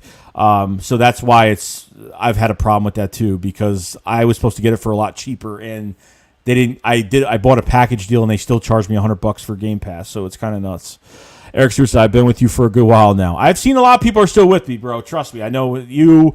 I see Maverick has been back here. I just don't know who's been blocking people. It's hard for me to give out wrenches right now. But after training camp, after Thursday's preseason game, I'm going to be giving out wrenches again. So if you guys show up Thursday night, I'll be giving out wrenches, and we should be good. Brian Stransky says Sirianni will make Jalen Hurts a top 10 quarterback and kill all of these ridiculous Watson trade rumors. Yeah, and I think that will happen. I hope it will happen. See, the thing is, I can't say, it's going to happen. I want it to happen so bad. I want Jalen Hurts to work out so bad. The guy's worked so hard, and I think he's obviously the best quarterback right now in this room, and he deserves his shot, his 1 year, okay, to show us. And obviously, this is an evaluation period for Jalen Hurts. We need to see what he does with a full off season. He had a full off season. He got chemistry, gained chemistry with some of the guys, so it should be interesting to see what he does. Joey Young says, "Do you like Jason Voorhees?" Jason Voorhees is one of my favorite dudes. Scott says, "I'd take Mullins over Flacco all day." Maybe that's not that. You would take Mullins for what? For like a full year at quarterback, or are you talking like a couple games? I would take Flacco for more than a couple games. Mullins I don't trust. Mullins I trust to make our guys look good for camp and help us out in preseason. But other than that, it doesn't go any further than that. Richie MT, wrenches will be given back soon. Just wait. It will. I promise. Torreville says we already basically have 2 wide receiver coaches as it is with Moorhead and Sirianni. We don't need a vet to teach the kids, and I don't either. And they're not kids anymore. You know what I mean? I think they've got some starting experience. They know what it's like to be in a starting NFL world now. So now you put them to the next level. Let these guys figure it out on their own. Let Jalen Hurts make these guys look good. Let the receivers make Jalen look good. You know what I mean? So. There is 252 people in the chat, guys. Appreciate you being here today. If you guys haven't subscribed to the channel, subscribe. We do cover Eagles news all year round. We're going over the open practice for the Eagles at Lincoln Financial Field tonight. Appreciate everybody being here. Guys, haven't liked the stream, like the stream up as much as you possibly can. It does help the channel out a lot. Check out the Philly Shakedown podcast with Philly 500 every Saturday. We're going to be doing 2 extra streams when the season does start. We have figured out that we're going to be doing the Philly Shakedown podcast on Saturdays, and then this channel will be streaming during the game. We'll be streaming after the game by myself alone, and then another stream late at night for an hour or two with Philly 500 for the Shakedown podcast again Sunday late night. So should be a lot of fun. It's going to be real busy, so check that out. Subscribe, obviously description below. Support me in other ways as possible. We go over this every single day, guys, and we love it. We love it. Morgan Holmes, the super chat says, "What if Quez is low key the best receiver on the team?" And Jalen definitely have that connection. I mean, I think Reagor and Quez, that's where it's going to come down to, because I think Reagor could just be plugged in anywhere on this in this offense and kind of just let him rip, let him just use his speed. With Quez, I think he's more technical with his route running, like Devontae Smith. I'm not saying he's just like Devontae Smith. I'm just saying he's more technical. He has a good route tree. He could do a lot more than Reagor can. Reagor is just going to be used to put in one spot and kind of put him in open space, which is fantastic. So I would definitely watch out for Quez Watkins. The Quez Watkins show is coming. It's coming. Scholar MV, what's going on? I said, I'll take Freddy Krueger. Jock says, Eagles or Steelers repeat on NFL Network, 8 p.m. West Coast time. Well, I'm not looking for it to repeat, but I'm looking to see it for the first time. So I don't know if that makes a difference or not. Richie MC says, one that do not want the wrenches is most trusted in the Godfather veto. The one that sets up the meeting is Trader Michael. JD, Scary Terry is the best. Chris Nace is thinking back to where we were in March, full grade of the offseason. That's what I'm saying, a full offseason, what we wanted, and we finally got it, and thank God we have a full offseason. This team desperately needed it badly, okay? Rob Gravio says, thoughts on Miles dropping passes, fumbling. We have too many running backs for him to be a liability. Nah, I mean, it's been a problem. I mean, I'm hoping they put Miles Sanders into the passing game. I've seen Hurts has been throwing him the ball a lot lately. Miles in the passing game is very important, and Doug strayed away from that. Another thing Doug strayed away from last year was putting Miles in the passing game last year. I don't know why they ran away from it. It made no sense to me. I don't know why. I really don't. So it all comes into full circle now. You have a lot. You have Miles. You have Kenneth Gainwell. I mean, Boston Scott, Jordan Howard. I mean, Kerryon Johnson. It just goes on and on with these running backs. And I think you have a very loaded running back room. Jason Huntley is turning heads at camp. Jason Huntley. Why didn't I mention Jason? Put Jason Huntley and Quez Watkins at kick return. I didn't mean this. I forgot about Jason Huntley. Huntley could be the extra roster spot that we use it on. That's what I'm hoping they do. So. Alex Robinson's my bad. I meant to specify rookies from last year going into their second. Oh, yeah, it's no problem. It's no problem. Rookies going to their second year. Quez Watkins going to have a big year. If John Hightower gets healthy and he could turn up as well. You know what I mean? We got a super chat from Jamal Marshall. Appreciate it, bro. How you doing, man? Joey Shakes, underrated as an Eagles content creator. I'm excited to wonder how good this team will be with new coach and player. Swagger, vibes are real. Appreciate the compliment. You know, I don't like being called the best. That's just me. A lot of people, I don't like when people say that just because I think I'm just a fan. I'm nothing special. That's just me, but do appreciate the compliment. And I think this coaching staff just made a huge difference with this team. And if you have no culture, you're not going to win football games. Your culture wins football games. It does. It brings everybody together because you can have as many good skill sets on your team as possible. But if you don't have that coaching staff, bring that culture. And that started with Nick Sirianni. And you know what? I think it's going to pay off. I think it's really going to pay off right now. So, Obey Crazy says, dang, you missed my comment. But, oh, my bad, man. But it's not a big deal. Keep up the Eagle stuff, not the wrench stuff. Yeah, no, I'm being careful with the wrenches, but I appreciate it. I'm sorry I missed it. It was probably because of a super chat, and I have to go all the way down to hit super chat. So that's why I missed comments. So if I go to a super chat, just put in your comment in the live chat again. It will help. Hold on. Carlos Du says, no use Gainwell to catch much better hands. Yeah, I mean, Kenneth Gainwell has wide receiver hands. And the thing is, what is the running back that has been throwing the most passes in this camp so far? Kenneth Gainwell. Interesting, right? Because he did it in college so much and loved his hands. He's got swift, smooth hands, and, you know, he moves swiftly with his feet to catch footballs. Good track of the football. He could be a wide receiver. He's a dual-threat running back, Kenneth Gainwell. He is. So, Jock says, Nick preaching competition and Doug played favorites. 100% correct. I believe it. Believe it. Dalton Hobby says Milton Williams will feast behind. Did you see Milton Williams one hand? Did you see that one hand just using one hand to get by an offensive lineman? I don't care who it was, but that's good. That's a good sign. That's a really good sign. If you guys know when we drafted him, he was the best analytical pick we've had. Okay, now analytically, he was off the charts testing wise. Okay, his testing was off the charts. Short area quickness. People were kind of complaining that he had short arms, but obviously the short arms don't mean anything. If you got good technique could beat anything when you're an offensive or defensive lineman. So I'm excited. He might, as a rotational guy, watch out Fletcher Cox and Javon Hargrave. Milt Williams has come to town. So Christian Bradshaw says so many. Chris Day said, anybody seen the media analysis saying the Giants brawl was good for their team? If Philly pulled that, we'd be a laughing stock. Yeah, right. That's so true though. Jay says it is a must that Miles has better ball security, too many drops and fumbles. He's got to stop fumbling the ball as well. Scott says circle out Sanders was good, so good the year before, like every time and early on last year. Then, oh no, we forgot about that. Yeah, like that we straight away. Frank Reich was the brains of this offense, and that's definitely true. The Eagles Uncensored podcast. What's going on, man? Say, Joey, what's good, man? Just got back from Philly. Awesome. You went to the practice? That's great. Hope you had a good time, bro. Hope you had a fantastic time. Jesse Davis, what's going on? So I always wondered how you guys are supposed to prove themselves at preseason when the QB is like that. Chase Daniel throws a duck every single pass. Who was that other quarterback we had a couple years ago at training camp? That preseason that went to the AAF. That was the AAF. He was the top quarterback he became the top quarterback when the AAF, the American Allegiance Football, whatever it was, that new league that came out. Who was that quarterback? Someone figure it out. He was on our practice squad, and he threw horrible passes. Like, he could throw a pass for his life. Like, it was embarrassing a few years ago. I forgot his name. Keon tells us, I haven't heard Greg Ward's name. Is he still an Eagle? Yeah, Greg Ward's still an Eagle, definitely. He's definitely making the roster. Torville says, I can't get excited about Huntley yet. Hard to evaluate running backs without preseason games. In the 80s, the Eagles had a running back that was beasting in preseason name, Junior Tata. I have no idea. I can't say that name. He made their team and was horrible.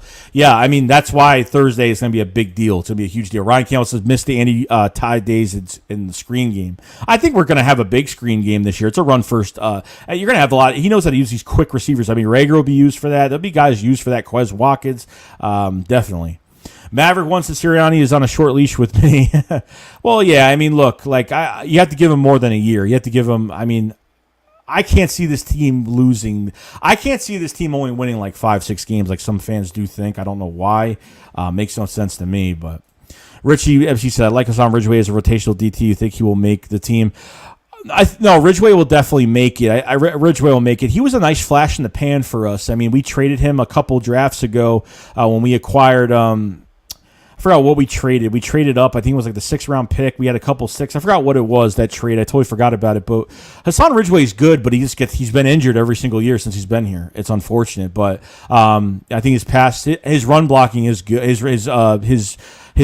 great against the run. His Pat is obviously going after, when he's trying to get to guys, he's not the fastest guy. You know what I mean? Like he's not, his penetration isn't great, but still good though. Bonadoc says, from what I see, the contract session talks with Michael Gallup and Dallas are not. No, dude, if you think Michael Gallup's re-signing with the Cowboys, it's not happening. They can't afford it. They're paying Amari Cooper a lot of money, Ezekiel Elliott a lot of money. Dak Prescott just got a new contract. They have no room for Michael Gallup. It's not going to happen. Michael Gallup's going to be a free agent, 100% going to be a free agent. I lost my spot again. I'm sorry, guys. I'm trying to get by. I'm trying to get through these as fast as I can. Hold on. Scott Hirsch says Sanders can pretty much beat most linebackers. I don't know. Definitely. 100% Sanders? Oh, yeah, 100%.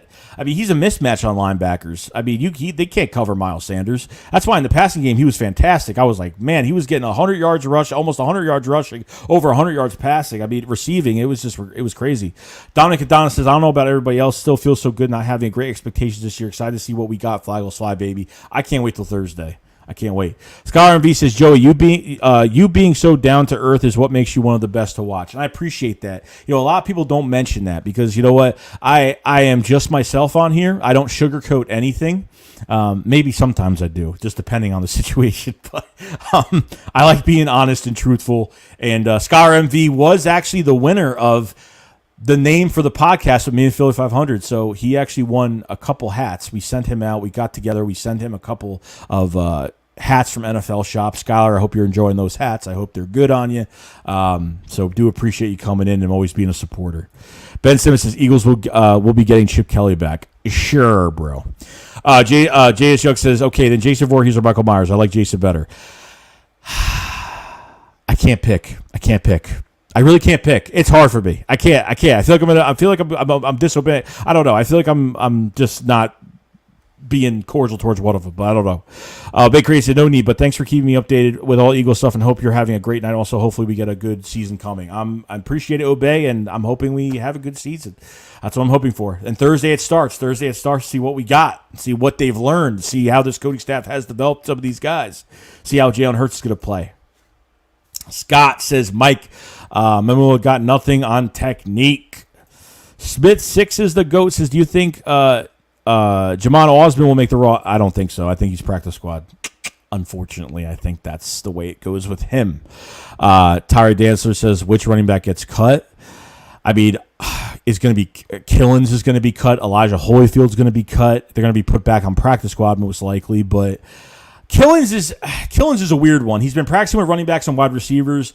I don't know, like he's just too small. Like he's not like he doesn't have a Boston Scott, Darren Sproles lower body. He doesn't have a big lower body, so that's what he's very frail lower body wise. And I don't know if it's really going to work out. I don't. His size just really, and it's not really just. I don't know. I know Devontae Smith is a twig as well, but with Killins, he's got track star speed, and they've been really trying to incorporate him into the offense and use him for special teams, and him being a running back as well. I don't think as a running back, Killins is getting cut. As a receiver, don't know. I just don't think he's gonna. I just don't think there's just enough room for him to get in this offense. I just don't see it. You know what I mean? So. It's going to be between Jordan Howard and Kerryon Johnson. That's another one. If Kerryon Johnson stays healthy, he'll win the job. But Jordan Howard is having a great camp. It's going to be a tough decision to make. I'm glad I'm not making these decisions right now. I'm just going to be reacting to the decisions. But Eagle Balls 94 says Eck McPherson is going to be our future number one corner. Easily will be a top 15 corner at some point in his career. And I hope you're right. I mean, he's had a really strong camp so far. He's had a very, very strong camp. So. I mean, this probably isn't something that's going to happen this year, obviously, but I think going into, like you said, the future, going into next year, depending if Steven Nelson is re-signed, Darius Slade is on the last year of his contract, and you have a very defensive-heavy draft next year. So there's, we'll see. We'll see what happens. Kyle Shaver says, anyone else want to see Gainwell make the team just so he could flatten Micah Parsons again? Yeah, I actually put that in my highlight video that I made. I love that. I love that when he lays him out when he's protecting his quarterback. Chris Nate says, do you think Frank Reich will take best in Indy for bringing Wentz in? What do you mean take best in Indy for bringing Wentz in? I don't know what you mean by that. JD says Hackenberg was one quarterback. PJ Walker was another quarterback. Where's that? There's another name I'm looking for. Guys. Anthony says PJ Walker. It's another name. As soon as I hear it. C-Tay says, why won't they name Jalen the starter? Mullins has to be impressing people this camp. Mullins ain't being a starting quarterback. Mullins is a third-string quarterback, and that's where he's staying. He's not going anywhere. People need to stop with the Mullins is going to rise up past Joe Flacco. It's not going to happen.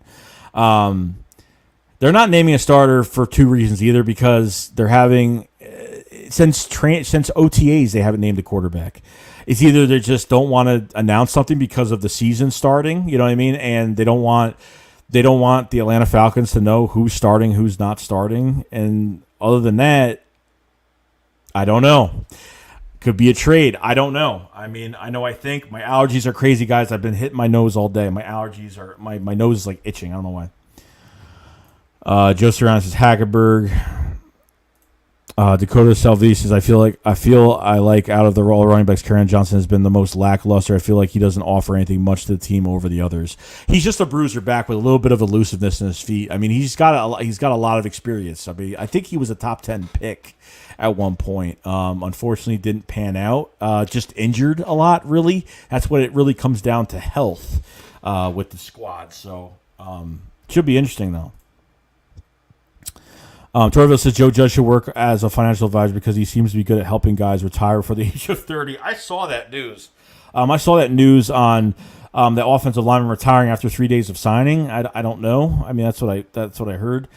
Joe says Christian Hackenberg. I think he was one of them, but I'm looking for another name. Paul Mancini's Temple kid and the Panthers competing for a backup spot. Chase Davis says, yeah, like the receivers prove themselves in preseason with middle school quarterbacks. Richie says Philly swept the Chris the Entertainers Mets. Cody Kessler, that's one name. I think that is the name, actually. Cody Kessler was horrible. Thank you, Fly4L. I think it was Cody Kessler. He couldn't throw a pass for his life. He gave us no good looks at all. Like, every pass he threw was a total joke. Like, literally a total joke. So, crazy. Rob Gravino says, keep your eye on Kayode Awosika, undrafted free agent. Love the pickup, and he's turning heads at guard. Would be cool to see a video on state of the O-line as we get towards cuts. No, I will. I mean, once we get towards cuts, I'm definitely going to be going over this roster and who I think is going to be cut and what's going to happen. So trust me, those videos will come out soon. Not right now. It's still in the developing process. So... oh, boy. I'm trying to get through all these guys. Keon tells us JJ needs to be cut straight bust as big as he is, JJ or Sega Whiteside. Nah, he's not good. I mean, they're putting him in the slot now, but I just don't see anything happening. Troy's going to say we're going to surprise a lot of people this year. I think we are. I think we're going to be tough. I think we're going to be very competitive. I think there's going to be some good things coming out of it. Joe Sirianni says Cody Kessler was almost a backup in 2019, and that's a joke. That's a joke. Dominic Adana says, I don't know about everybody else, but it feels so good not having great expectations this year. Excited to see what we got. Yeah, I think like when you have high expectations, you're more stressed out, and then every little thing that every mistake that they do make, like then you start to say to yourself, like it just gets you more mad every single day. I like that this team is starting at the bottom this year and have to really earn their respect this year. I think that's where it's. I think that's where it's more valuable, and I think it's less on the team. Like the team, there's guys that know that they're they're naming their Hurts is ranked like 31st best quarterback in the league in front of Drew Lock. I mean, people they know. I mean, the offensive line. I mean, even with Lane Johnson, he's not afraid to. They're the 17th best offensive line in the league. Like their disrespect is all around. The media has crapped on every single position on this team. At this point, and Nick Sirianni and the whole entire team is gonna prove everybody wrong. Paul says Eagles acquired Ridgeway from the Colts over draft weekend 2 to 3 years ago from a 6th-round pick. I thought they traded a 6th-round pick or something like that. Jay Dave says, as much as I hate the Cowboys, CD has been looking insane. Yeah, he's gonna be a beast. A beast. Chris Nate says, with the money Dallas has been handling out, literally have about a 2-year window to do nothing, and it's full rebuild again. They probably have 2 to 3 years left of what they have. I don't think they're getting anything. I mean, they're on the HBO show this year, which I think that's a curse to be on that show. Robert California says, Joey, camp was awesome today. Quez made an amazing catch in the end zone in front of me. He was the best receiver out there. I saw some video on that, and it was fantastic. I'm glad Quez is just always productive every single day. So, J17 says, can't wait for Thursday to see how Sirianni do for his first head coach game. I'm excited for that, too. Richie MC, anyone going to the Steelers-Eagles preseason game in the chat? Dominic says, Joey, not sure if you're a local Philly area, but would love to catch up and get some drinks or go to a game. I am not from the Philly area. I actually live in New York. If anyone needs to contact me, about football or anything like that, my Twitter handle is at JoeyShake72. It's easy to find me, so just follow me on there. There are people that ask me questions and stuff on there and things like that, so follow me on there, and my DMs are open for everybody. Anthony said the link was electric. I went to the practice and everyone went insane when Watkins had that catch. Traffic wasn't that bad, but then again, I live in Philly, so we be breezing through traffic. I usually can't get home. It's a 2.5-hour drive for me, so usually I can't get home for like good few hours. You know what I mean? I usually wait in the parking lot for an hour and a half, so everything clears out, and then I start to go out when there's still traffic. It doesn't even matter at this point. But if you're used to living in Philly, then it should be no problem. Philly 52 says I'm going to the Eagles versus Patriots. That's awesome, bro. Tyvon Kelly says, do you think Hurts deserves more than a year to develop as a starting QB, or should we just move on next year if he doesn't play well? It depends how bad he plays. If he plays like how Carson played last year, yeah, then it's not a good sign for many more to come. You'll know if you see like what he does this year, and you're like, okay, made some mistakes, which he's going to make mistakes, but I feel confident. But then there's another side of it where you're like, oh, well, that's not good. So what do we do? And obviously this Deshaun Watson rumor is going around. I think Philadelphia is the perfect spot for him if that's the case next year. And I'm talking about next year. Chris says, do you think Frank Reich will take heat in Indy for bringing Wentz in? Look, injuries just happen. I don't know if he's going to get – I mean, it's injuries. It's not like Carson Wentz had a bad year yet. Okay, I think with injuries, it's not really his fault. It's not really going to be his fault. It just depends. I mean, I think they have a good, Colts have a good relationship with Frank Wright, the front office, but I don't know. At this point, I mean, I don't think it's going to be all his fault. No, I mean, everything is a gamble, guys. Free agency is a gamble. The draft is a gamble. Any body you bring onto to your roster is a gamble. Like, you know what I mean? Like, it's just a gamble at the end of the day. Anyone can get hurt at any second of time of the day. It is what it is. Astro Apologist says, Pennywise is better? Okay. Type in Terrifier, Art the Clown. Type in Terrifier, Art the Clown, and he's better than Pennywise. Sorry. I'm a horror fanatic.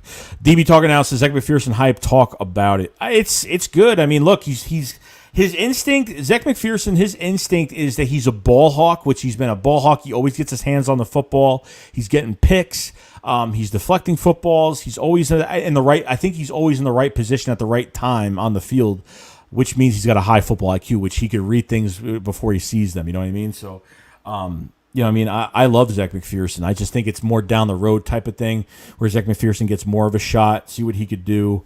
For next year, I think would be a better place for him. This year, definitely not. They brought Steven Nelson in, so obviously I think Zach would have started if Steven Nelson wasn't here, obviously. So should be interesting. Rebet says, do you think Devonta Smith play Thursday? I don't think so, guys. I don't think it's going to happen. If anyone thinks Devonta Smith is playing Thursday, I don't think it's going to happen whatsoever. So I wouldn't even go crazy about it. I really wouldn't at this point. Brian says, I think it was Luis Perez. Just Davis says, Killen should be punt return. He's got speed. He has speed, but if he gets hit, he can get hurt. I mean, he's a small body. He's a very frail, skinny lower body. He doesn't have a big lower body like Darren Sproles or Boston Scott and maintain his speed. He doesn't have it down there, unfortunately. Torville says some Cowboy fans feel the Cowboys will do good because Jerry cried about screwing up when they let Jimmy go. But last time I checked, Mike McCarthy is a coach. I'm not worried about Mike McCarthy. Even Dan Quinn. Dan Quinn has a good resume. That's definite. But Mike McCarthy, I'm not worried about him. He's picked off a lot of good years from Aaron Rodgers being his quarterback. I don't know. I've never been one of those oh my God, they got Mike McCarthy. Oh my God. When I reacted to that, I said, oh, okay. I didn't really say anything about it. That was I don't know. It was a big. Am I supposed to be scared? I don't know. Carlos Deuce says, bring back Bruce Campbell, redo the Evil Dead. As for apologies, Cowboys also think good things, even though sometimes that happens. Little Azcash says, Joe, you didn't hear they switched Killins to wide receiver. Well, I don't think officially they didn't put him at receiver. He's playing receiver. He's working out with receivers, running backs, and he's doing special teams. So I don't think he's officially at receiver. ASMR of everything says, I can't wait to see Devonta Smith. I really believe he's the real deal. And I know he's the real deal. Scott says, AAF, we have choices, Aaron Murray, Luis Perez, or Hackenberg. It might have been Hackenberg. That's who it might have been. Eagles just say, hey, man, we'll be dropping some news tomorrow from an inside source at the Eagles about a trade that has been sent out. Am I or will you be? I got a video already done for tonight. I haven't uploaded it yet, but I'm going to probably have it up by tomorrow before anything else does happen. There's 250 people in the chat, guys, running strong tonight, and it's already 12:48 in the morning for me. Appreciate everybody being here. If you guys haven't subscribed to the channel, please subscribe. If you guys haven't liked the video, please like the stream up as much as you possibly can. It really does help the channel out a lot. Obviously, the description below is to support me a lot more. And then, obviously, the Philly Shakedown podcast every Saturday with Philly 500. We're going to be streaming a lot by the time the season does come. And we're going to have two streams of Philly 500, and we're going to have, obviously, me streaming during the game, streaming after the game, and then a late night with Philly 500, and then a Philly Shakedown podcast with Philly 500 the day before the game, Saturday night. So, should be interesting.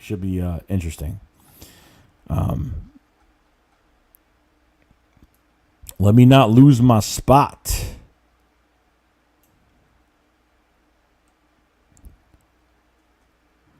Paul Massey says, I think Kessler is Brown's backup QB. Hard to believe. That is hard to believe.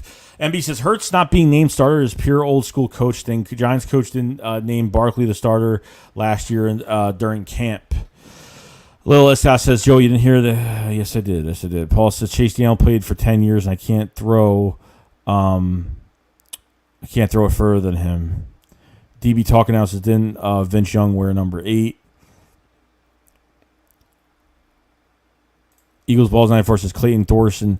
Oh, not Clayton Thorson. It wasn't Clayton Thorson. It was Cody Kessler. It was definitely Cody Kessler, 100%. It had to have been Cody Kessler.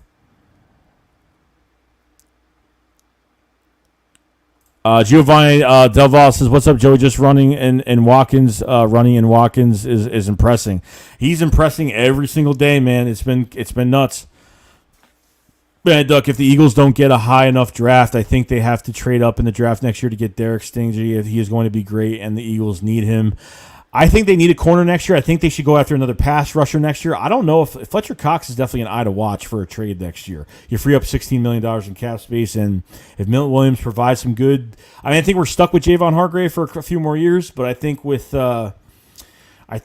Milton Williams, you're going to have something there this year. And then obviously, we see how Brandon Brooks... If Brandon Brooks isn't healthy this year, they got to trade him. I'm tired of it. 2 Achilles, or he got a hamstring, started training camp, and he just got back, and you don't know when he's going to be out next. And Lane Johnson's been dealing with a couple ankles the past couple years, so it's been crazy. JD says, I think Hurts not being named starter actually helps them because the mantra is rent is due. By the way, how you doing, Joey? Doing great, Jay. How are you doing? Yeah, no, I guess it's a way to, they're not just going to give it to him, which I could definitely understand. Paul 44, what's going on? It says Johnson and Howard will be interesting. I don't see both make the team. They don't play special teams. No. I only think one of them is going to make it, but what if they actually kept both of them and they used the extra roster spot to keep 2 bruisers? That would be something kind of crazy to find out right there. Tyree does say, I think our defense will be top 10 in takeaways. I think so too, and I hope so. We need turnovers. We've dropped some easy picks over the past few years. We've messed up on some opportunities to get turnovers. Kyle Sever said, you guys think both sides of the line will be back next year? I feel like we're due for a rebuild on both sides. I think they've already started the rebuild on the defensive line with Teron Jackson from Coastal Carolina and getting Milton Williams. I think they've already done a rebuild. I think they've already done a rebuild on the offensive line too, with Nate Herbig and Jack Driscoll, Jordan Mailata being that starting left tackle this year, which he's definitely going to win that job. I think they've already rebuilt. I never worry about the trenches because they've done a good job. Like the one thing I can say that Howie's done a good job with, and the coaching staff's done a good job with is the trenches have been fantastic. I mean, I never really complained about it. Ira says Eagles are better than everyone thinks. Tyree Danza says, and top 5 sacks once again. Paul says Eagles have 8 slot wide receiver, including running backs. They really need a big outside receiver who plays outside the numbers for those sideline routes and red zone. I think you could do it with what you have. I don't think you need, like, obviously with having a DK Metcalf, it does help a lot, 100%. I think they can literally intricate what they want to do in this offense by just having speed and good route running and obviously good decision making from your quarterback. So Scott says there's 5 game run early. That's rough. I think it's not going to be all good to begin with, but the team comes together, gets a little lucky. Who knows? I think they're going to be more than lucky. I think they're actually going to surprise. This team's going to surprise a lot of people. Thomas Boy says Quez Watkins should start over Jalen Reagor. I don't think that's going to happen. I think if you're going to have Watkins on the field, I think you're going to have all 3 on the field regardless. So I think that's definite. Art the official on the track, I agree. Little Isach, I can't even see that name. I can't even pronounce that name. We got Philly Fresh with the super chat in the bill. What's going on, bro? Make sure you hit that like for my guy. Dude, what's going on, man? Haven't talked to you in a while. If you guys haven't subscribed to Philly Fresh, he is another Eagles content creator and works his butt off. Please subscribe to his channel. He does a good job. He doesn't sugarcoat anything and works very hard. He's in the Battle Birds podcast with Philly Mike and Gate City Sports, and the rest of them guys over there do a good job over there. So much appreciated for the support you've been giving me, Fresh. I've been very busy. I've only been just had enough time to do a podcast on the weekend, but that's it. Like, I've been very busy with a lot of stuff, but we're gonna get together real soon. So Kev says, "See you, Joey. Good night. See you later, bro. Have a good night." Richie says, "Post them comments again and all." Yeah, everyone's got to post their comments back. Everybody post the comments. Because every time I get a super, I gotta skip everybody because I have no choice. I have to. Bannock said, "Did you watch Harold Carmichael's Hall of Fame speech?" I did. I got a little emotional, man. One of the best greats, man. Definitely deserves it. I love that they're wearing those Harold Carmichael shirts at camp today. That was great to support him and what he's doing. So, Jez Davis says, "Definitely think another lineman next year wouldn't hurt, and the first definitely going defense. The rest definitely." I would go defense twice. I would go with the first 2 picks of that draft. I'd be going defense immediately. Depends on how you think our offseason was kind of crazy this year with having no cap space and really depending on the draft. Look, next year you're gonna have 2 firsts, 2 seconds as of right now. That's what's going on, guys. I don't think we're getting 3 first-round picks. I don't think that's happening. But we'll see. Rob Gravio says, "Who starts at say opposite Harris week 1?" I really want Kevon Wallace to start. And because Rodney McLeod is trying to, every time somebody, unfortunately, Rodney McLeod, look, I like Rodney McLeod. I have no problem with Rodney McLeod. It's just coming off the ACL, he's aiming to come back week 1. He thinks he's coming back week 1, which if he does, then good. But I don't know if they're doing 3 safety sets this year. Kevon Wallace, I think we have to see what he's got. I don't know how he does a lot of talking. He says he's going to be great and all that. I appreciate it. I think he has talent, but it hasn't been exploited yet. Thank you, Jim Schwartz. Haven't found out what our linebackers are like. Thank you, Jim Schwartz. Can't use our corners at the right time for development. Thank you, Jim Schwartz. So it really goes all into Jim Schwartz and how he had this defense. It's unfortunate. GD1123 says, "Bro, every time I comment, someone puts a super chat." I'm sorry, bro. I'm sorry, man. I'll get to yours. I see you down there. Revolution GRN says, "Giants taking the East." They might, but they might not either. I don't think they have a good quarterback in Daniel Jones.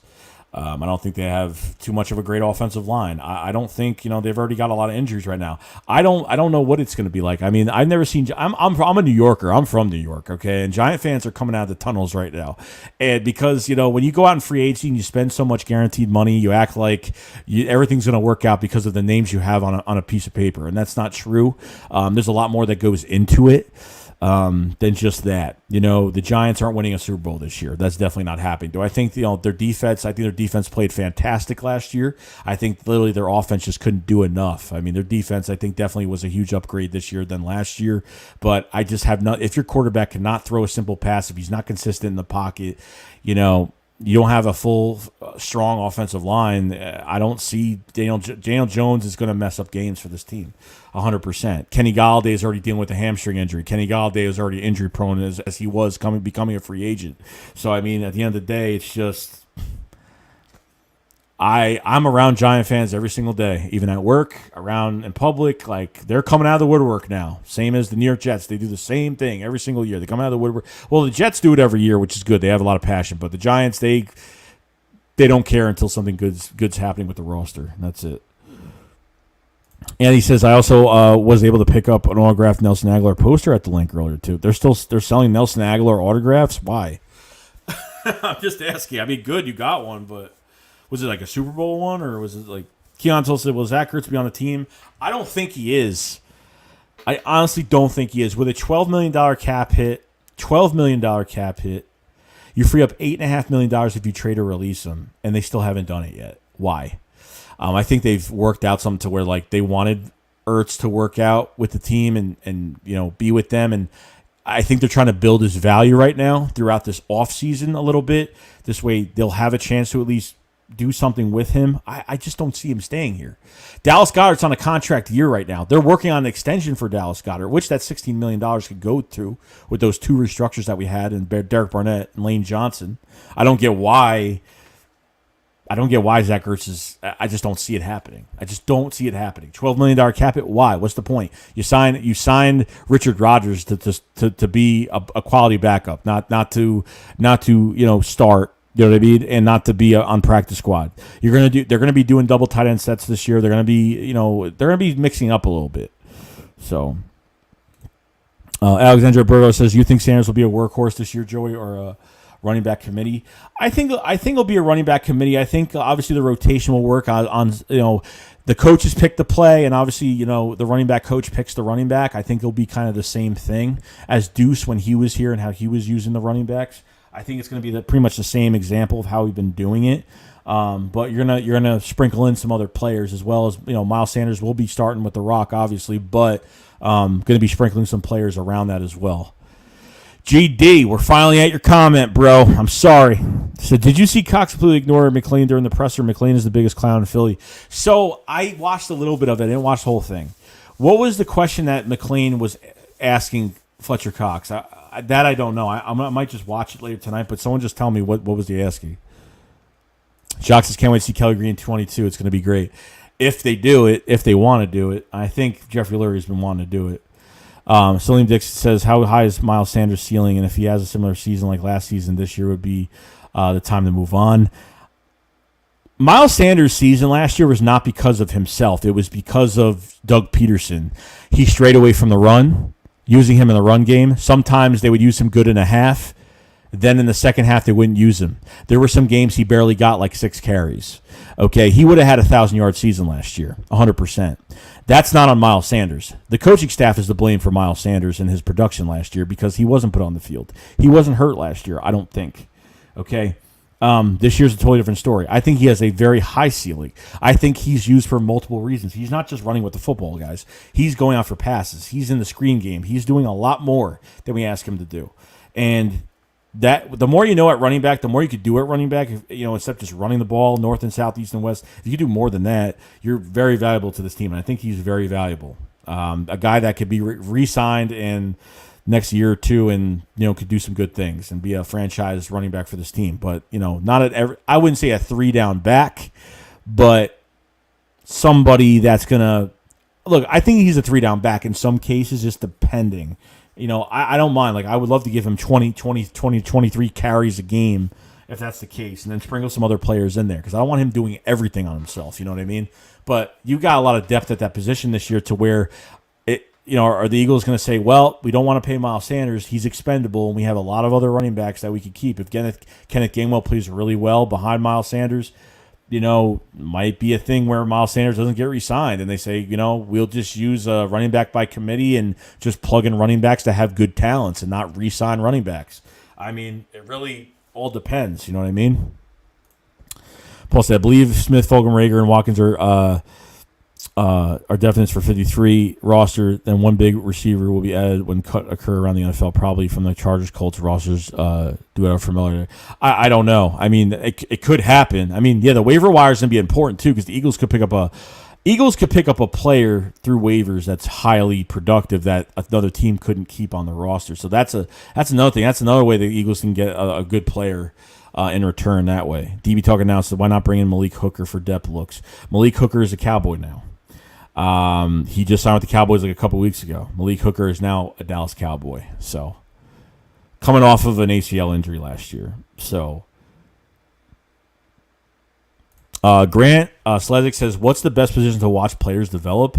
The best position to watch players develop? I don't know. I'm really all about the defensive line. I mean, I know for what we're looking for development-wise is receiver, linebacker, running back, some of these other positions. But my favorite is defensive line, especially when new guys come in and you kind of see you're kind of like a scientist in the lab trying to figure out what this guy could do with Milton Williams and what he could do on the field. And it's amazing just watching these guys. It's like they're growing in front of our eyes. And then when you see them in the regular season, you start to see some good things out of it. So Robert Gravino said, I think we get first from Colts. Reports are Wentz is on track to return sooner than later. I heard that. And he's gonna mess himself up. Carson Wentz has done this not once, but this is gonna be the second time he's rushed back from injury. He wants to rush back from injury, be Mr. Hero, Mr. Big Shot, rush back from injury, and that's what's gonna happen. He's gonna get injured again. He wasn't ready after that 2017 season. He was still hurt. He was still not 100% from the LCL, ACL. Then on top of everything else, he messed up his back, his spine on top of it. So, huge mess, literally. We got a super chat from Eagle Eye 71. Appreciate it, bro. He says, try to become a member again. LinkedIn work, Fly Eagles Fly, Sweat Barnett, Graham, and all defensive is what I'm stoked for. That D-line is a beast. The D-line is really, Eagle Eye, when you talk about it, the defensive line is really,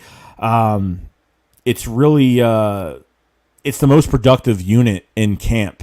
That's another video I want to make, too, about this defensive line being the most productive unit because it has. Josh Sweat is in front of Derek Barnett now. Fletcher Cox is already saying Derek Barnett's going to have a breakout year, which I still don't believe because he hasn't really showed us a breakout year yet. But, hey, if Derek Barnett gets double-digit sacks and Sweat has a really good year, what do? You know what I mean? You could be losing 3 defensive ends. Derek Barnett's a free agent. Josh Sweat, I think, is a free agent. And BG, Brandon Graham, is going to be a free agent as well. So unless Brandon Graham comes back on a 1-year veteran minimum deal, it's a whole different story. But, I'm really excited about this defensive line. That's the strength. And then we have 2 capable corners. See, when you have a defensive line like this with depth behind it, Kerrigan, all these other guys, Milton Williams, it's a lot of depth at defensive line. Eagles have done a great job this offseason getting this trenches done, drafting some really good players. Teron Jackson's another guy at defensive end. See him in that rotation from Coastal Carolina. Should be really interesting. Becoming a member, bro, the description below, it should work. Description below. If you look at the description below, the link is right there if you guys want to become members. I've edited my memberships for the higher memberships. So I'm doing some different things this year. Should be a lot of fun. So, memberships are in the description below. There is 220 people in the chat, guys. Appreciate everybody being here today. If you guys haven't subscribed to the channel, please subscribe to the channel. If you guys haven't like the stream up as much as possible. We are trying to, really we're striving to getting to the regular season. The schedule is going to change a little bit. The Philly Shakedown podcast we're going to have on Saturdays, Saturday nights, like we do every Saturday. Sunday, I will be streaming the game. Sunday, I will be streaming after the game for the post game, and then Sunday for a third stream, I'll be streaming with Philly 500 after all said and done for pretty much once that week is over. So we're going to have like 4 streams on the weekend when the season comes. So subscribe to the channel, like the stream if you guys have it. Much appreciated. Description below to support me. Much more if you guys want. Nobody has to. We all have a good time here. Paul Mancini says giving a running back big extension is probably the worst way to allocate your resources. They are a dime a dozen every year. Very few all-around running backs who remain on top 4 to 5 years. Yeah, and I think when you get a lot older as a running back, when you hit in your 30s, that's when you start getting injured a lot. Your body is worn out from all the years of taking hits, and the thing is, like with Miles Sanders, we have to do everything we possibly can with him to not get hit too many times. Like.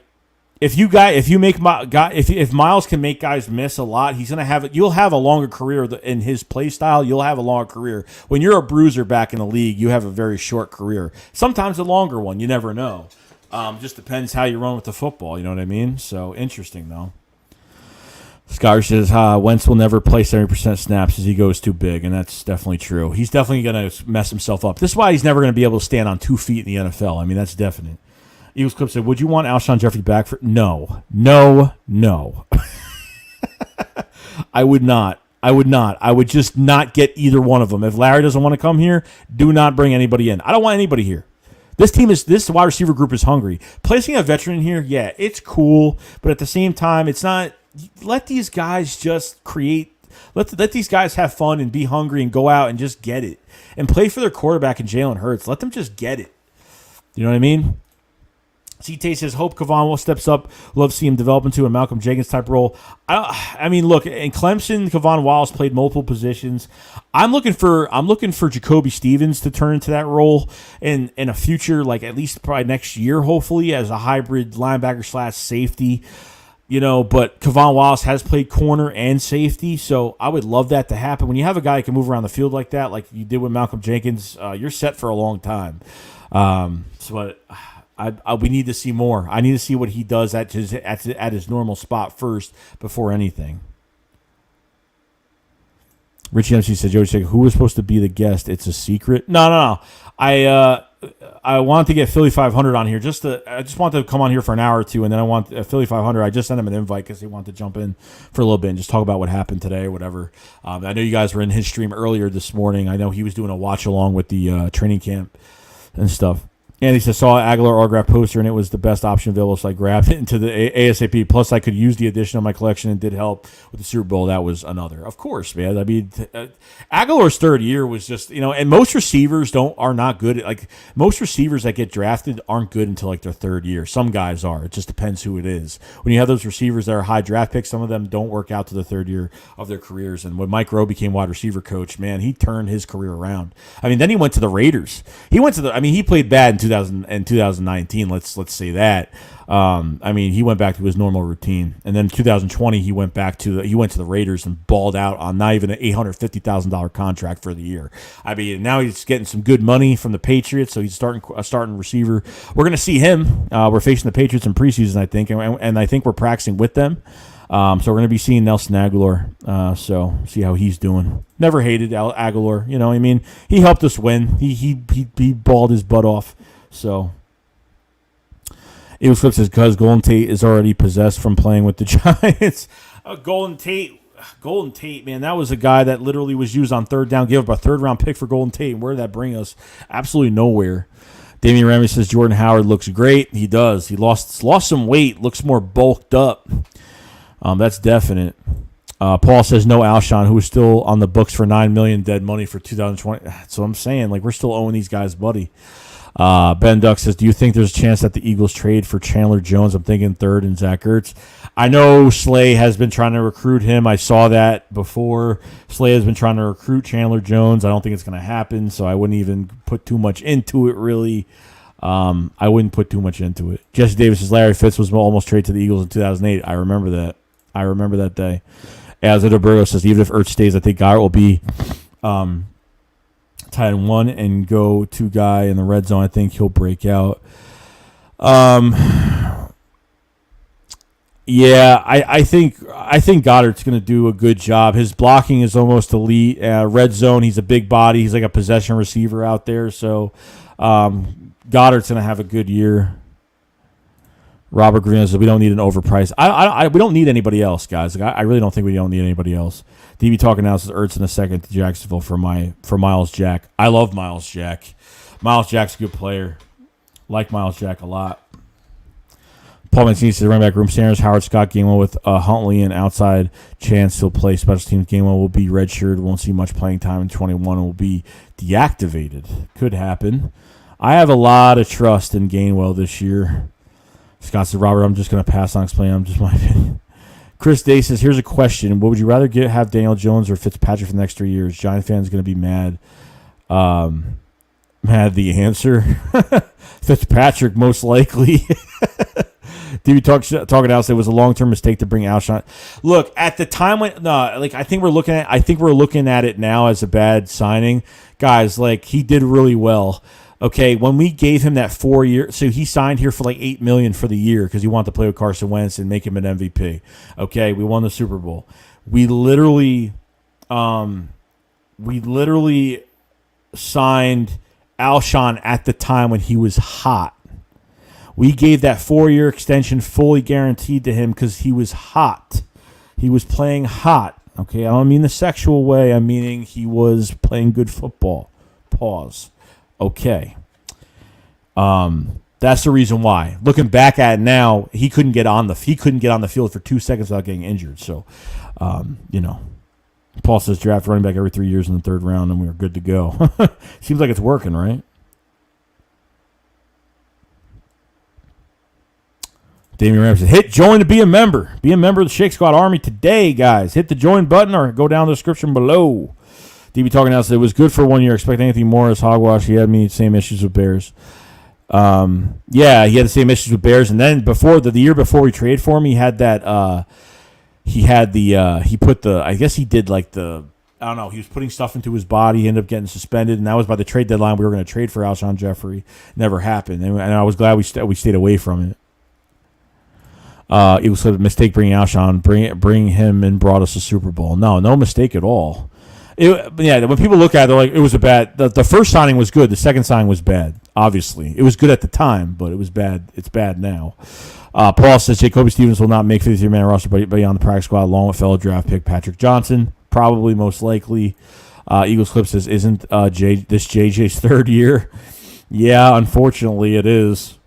Scott Hirsch says, no worries here either, Robert. There's a lot. I hope Carson turns his stuff around for whatever. Who knows? I don't care if he does or does not. I care about that first-round pick, and that's it.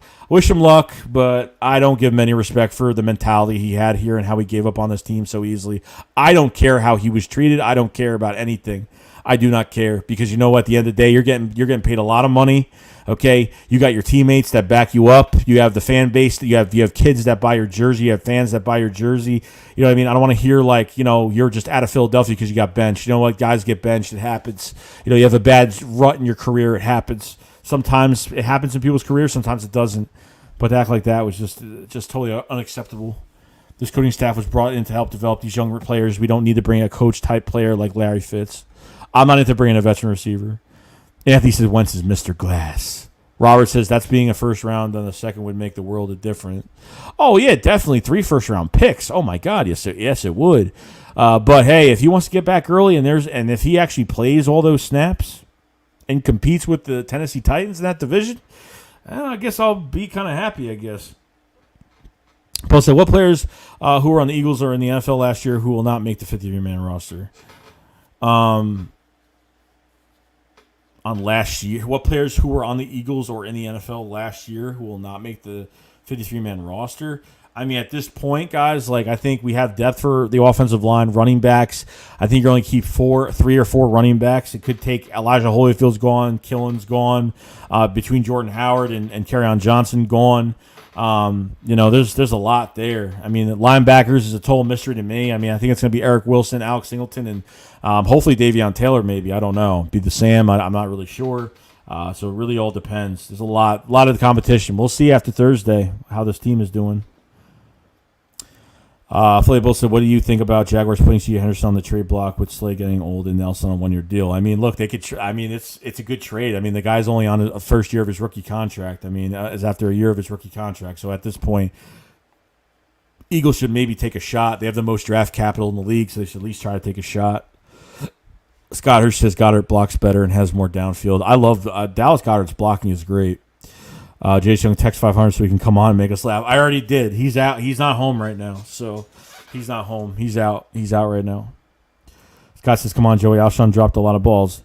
Well, he did. I'm saying at the start, when he signed his 4-year contract, he was fine. Like, he was totally fine at that time. It was afterwards when he started getting hurt and he was just not being productive at all. Paul said bringing Alshon was a great year, but extension and then the restructure of the extension was crazy. Bad move by Howie. No, he was just kicking the can down the road. You weren't really doing anything. You weren't doing anything to better this team. Tyler Hartley says, how much better do you think our linebackers will be this year? 1,000,000% better than what we've had in recent years. Probably since Michael Kendricks and Jeremiah Trotter. I mean, by those 2 times, yes, I think we're in a lot better position right now. John P. I'm 100% okay with that Alshon deal. We won a Super Bowl. No complaints here. I ain't complaining about it. Jay Davis, the running backs are a funny group. Guys like Todd Gurley are top tier until one day they're not. Crazy how it works.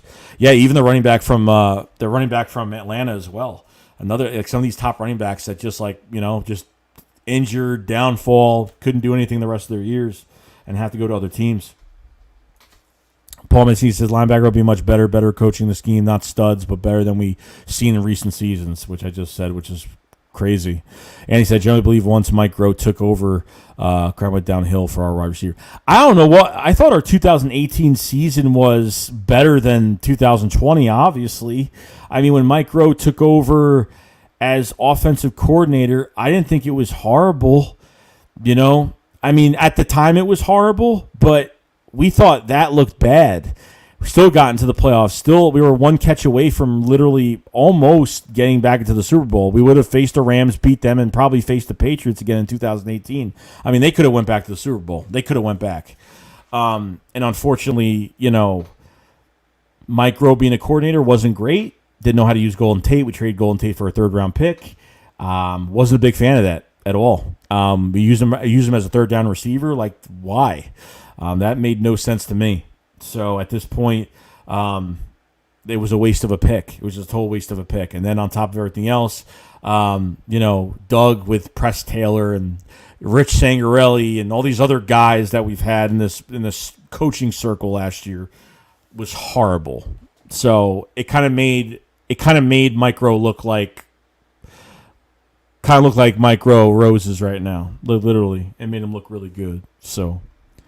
TV Talking Show, I said long-term mistake for a reason, but past is past. We have a lot to be excited about. Rager, Quez, Devonta Fulgham. Definitely, bro. Agree with that. Johnny says, did you call the room you stream from the... What? Do you call the room you stream from the Shake Shack? That is so good. That is a good name, the Shake Shack. That is awesome. Skyler says, they're Robert, what he said. Paul says, long-term in the NFL is like 2 years now. Crazy. It's so true, though. Robert says, Carson came and Carson went. I'm over it. He bailed on the team. He did. Yeah, I thought he bailed. Tortyville says, my Wentz jersey is injured. The stitching is coming apart. I probably will just throw it away. And he says, Devonta Smith is a stud. John P. says, I absolutely love Carson. I spent too much time defending him and pumping him up to everyone all the time. I never forgive him for leaving the way he did.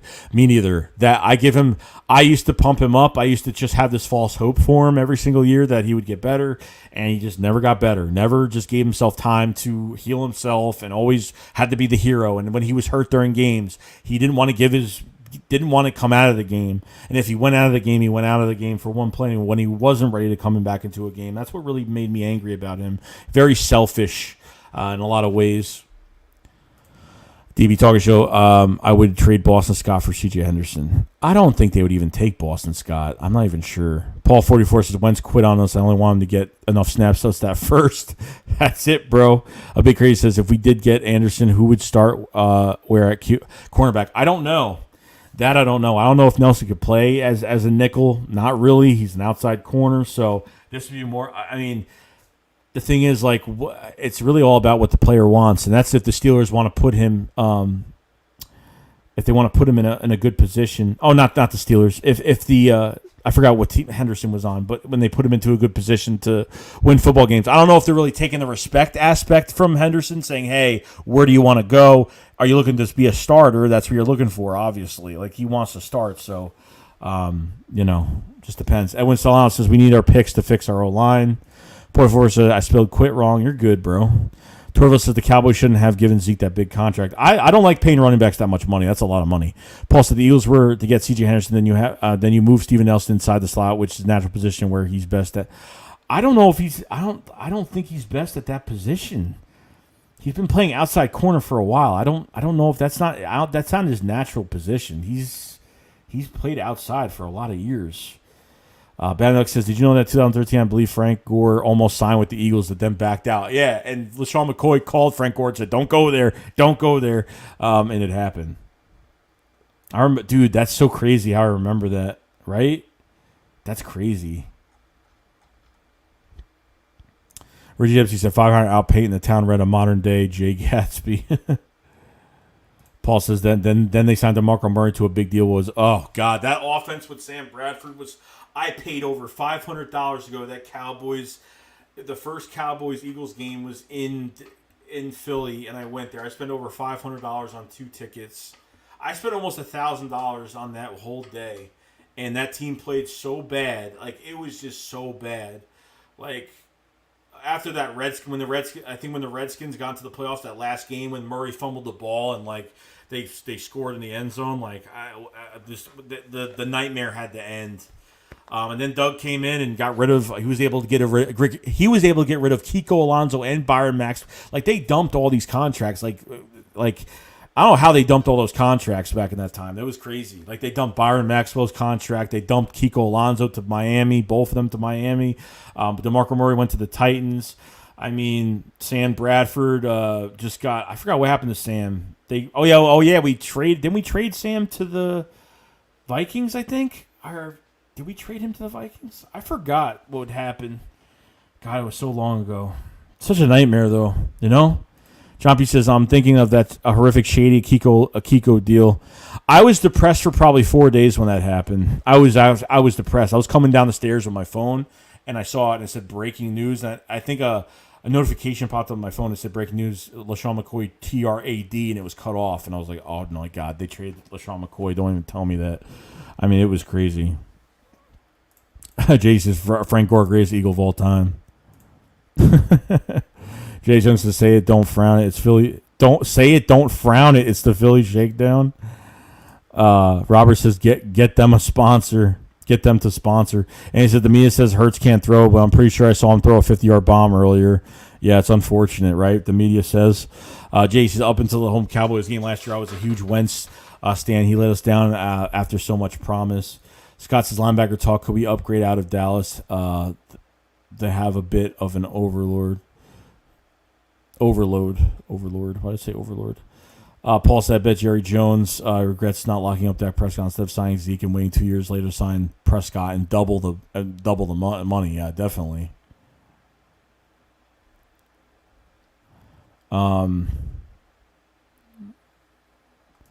Paul says, for Nelson's first 2 seasons. That was a while ago, dude. That was a while ago. That wasn't last year or the year before that. That was a while ago. So, you know what I mean? Like, I don't know if you're able to do that or not. I mean, I know he played slot. I mean, naturally, if I say naturally, I'm meaning what positions he's played more of. It's more outside, right? Am I wrong? Or did he play a balance of slot and outside for how many years did he play with the Steelers? 2 years, 3 years, whatever it is.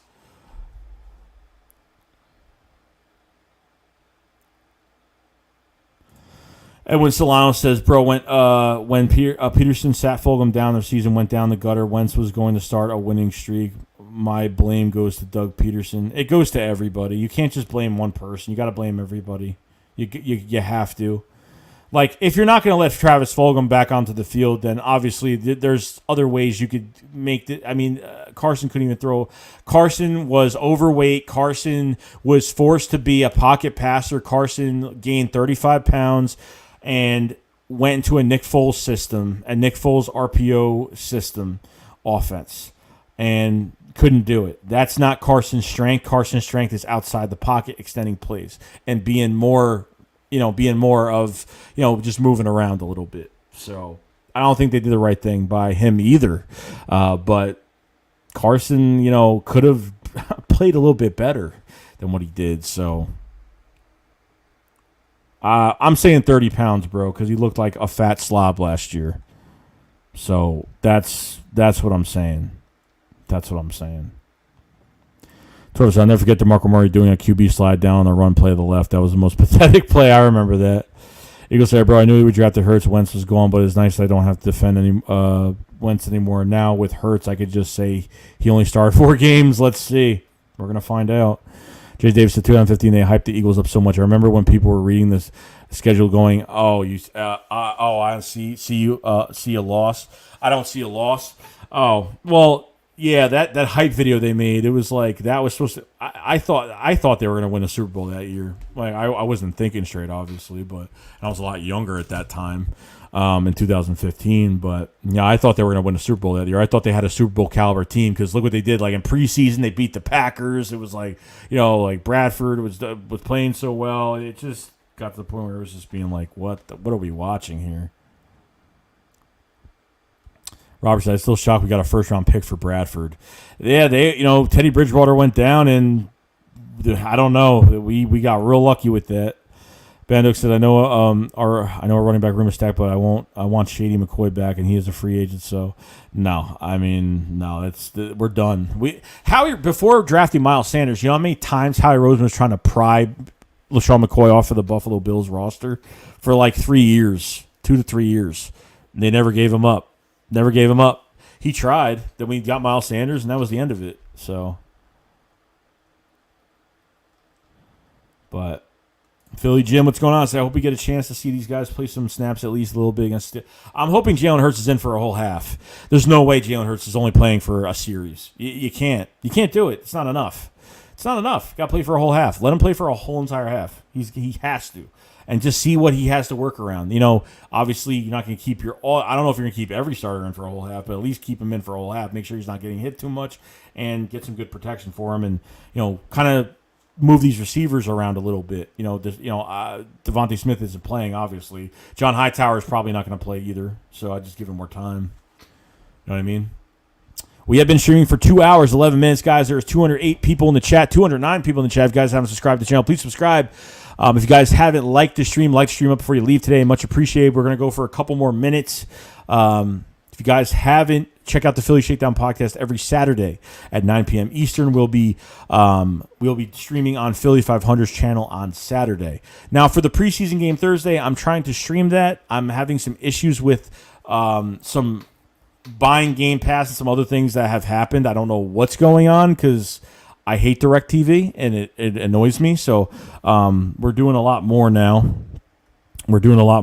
So if you guys haven't checked out, we're going to try to get some things done this week. Try to stream that preseason game and get this thing going. Other than that, that's pretty much it. We're going to get ready.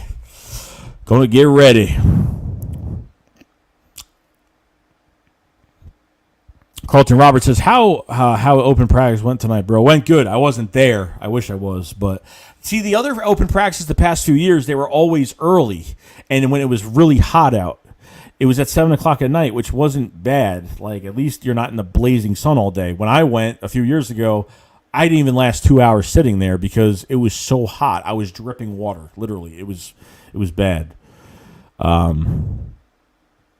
We're going to go for a couple more minutes, guys. Guys, it's like 1:30 in the morning. Still 215 people in here. You guys are crazy. But I love you guys. That's great. A lot of loyalists on this channel. A lot of loyalists here. I'm going to actually state something at the end of this. I have something I need to talk about, and I want you guys to listen to it. Okay? Scott, be safe. EAGLES, I'm out. Check it Thursday. All right, bro. I have something I need to say.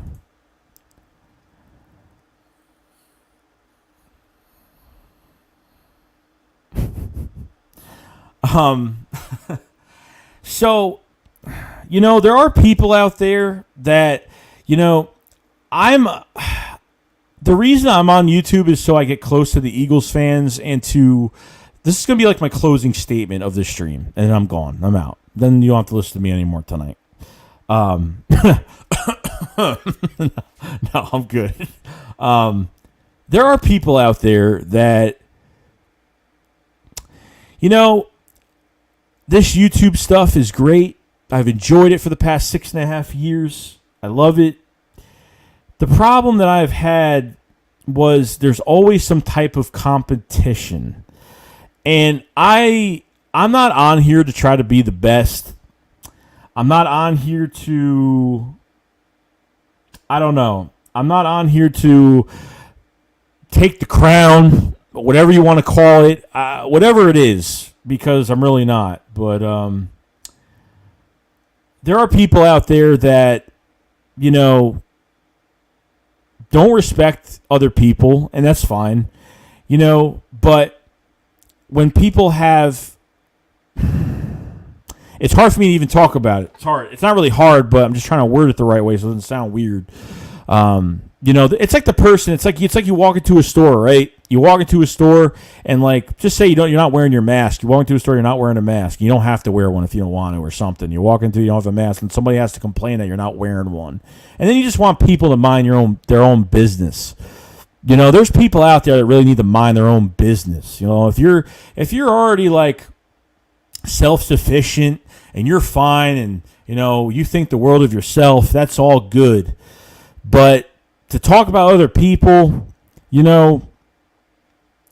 and because of the way somebody runs their channel or, has to say something that just makes absolutely no sense, I don't respect people like that. Obviously, guys, I don't really stream with a lot of people on here, very few here and there when I have time. I do my podcast with Philly 500 on Saturdays. That's the only really time. That's the only time I have time to do anything. And, I just I get disrespect from a lot of people, and I don't know why. I'm one of the most down to earth, really, you guys really haven't seen the ugly side of me, what I can really be if I really wanted to, but I don't show that because I'm not like that. I don't do that stuff. You know what I mean? People want to throw shade. It is what it is. You know what I mean? Even when they don't intentionally do it, I understand. I don't think I'm the best of anything on here. I don't try to be the best of anything. I enjoy what I do. And you know what? I've worked my butt off for 5 years until I was monetized and finally make this a part-time job to where it's not only there's nothing wrong with people making money from YouTube. There's not. It's great. It's an awesome thing. If you guys want to try it out and give it a shot, it's a great thing. But when people just disrespect you for no reason, there's a lot of Eagles content creators, and we all do almost the same thing. Obviously, there's people have issues with people talking about things in their videos.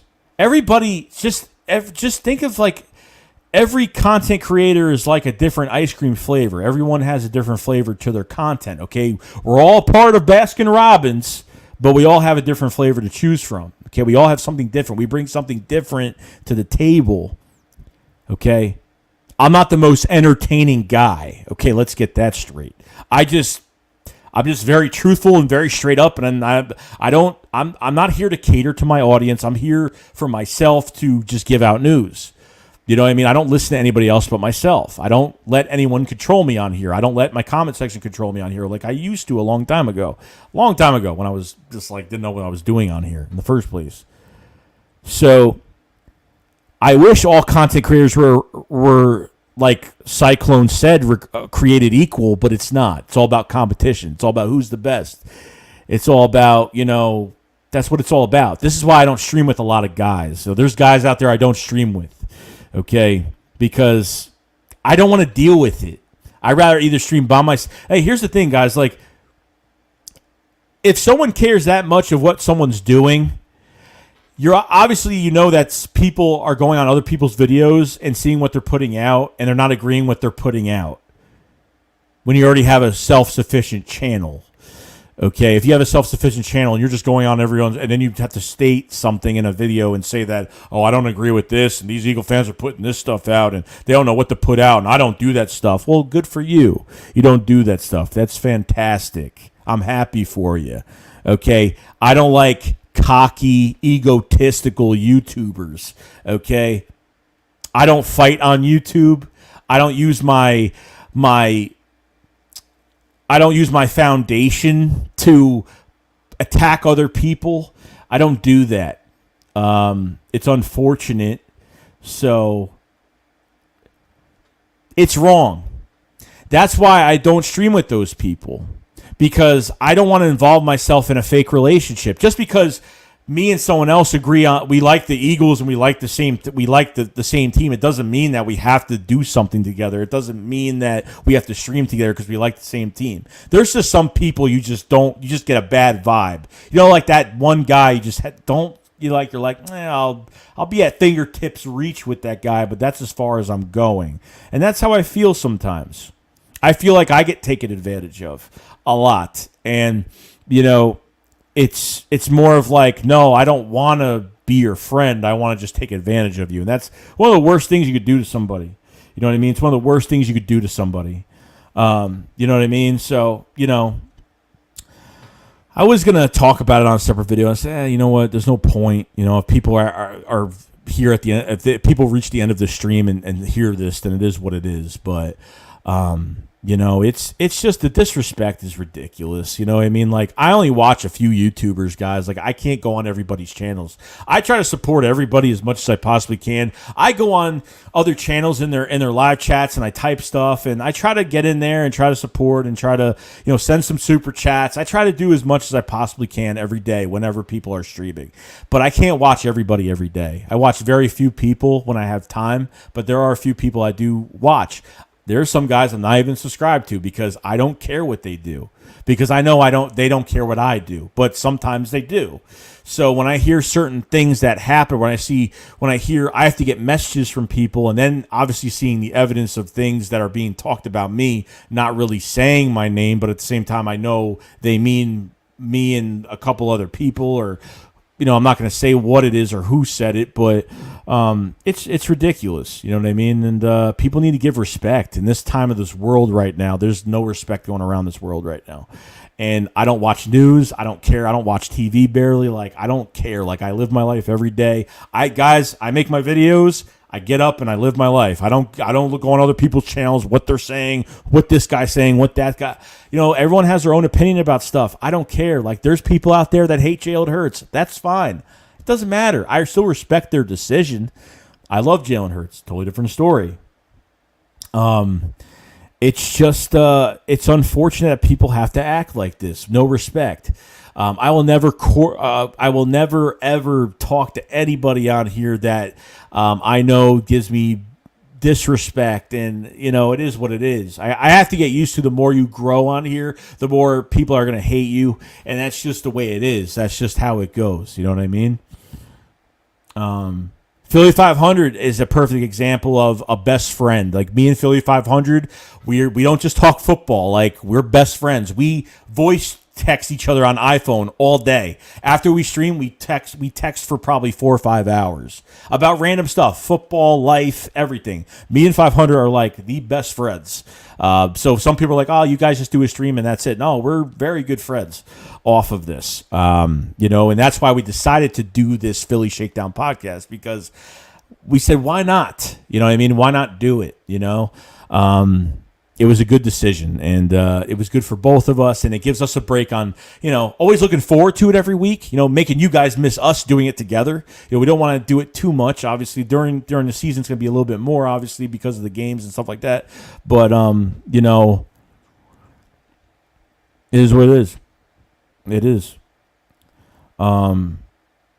Say Jadis Young, huh?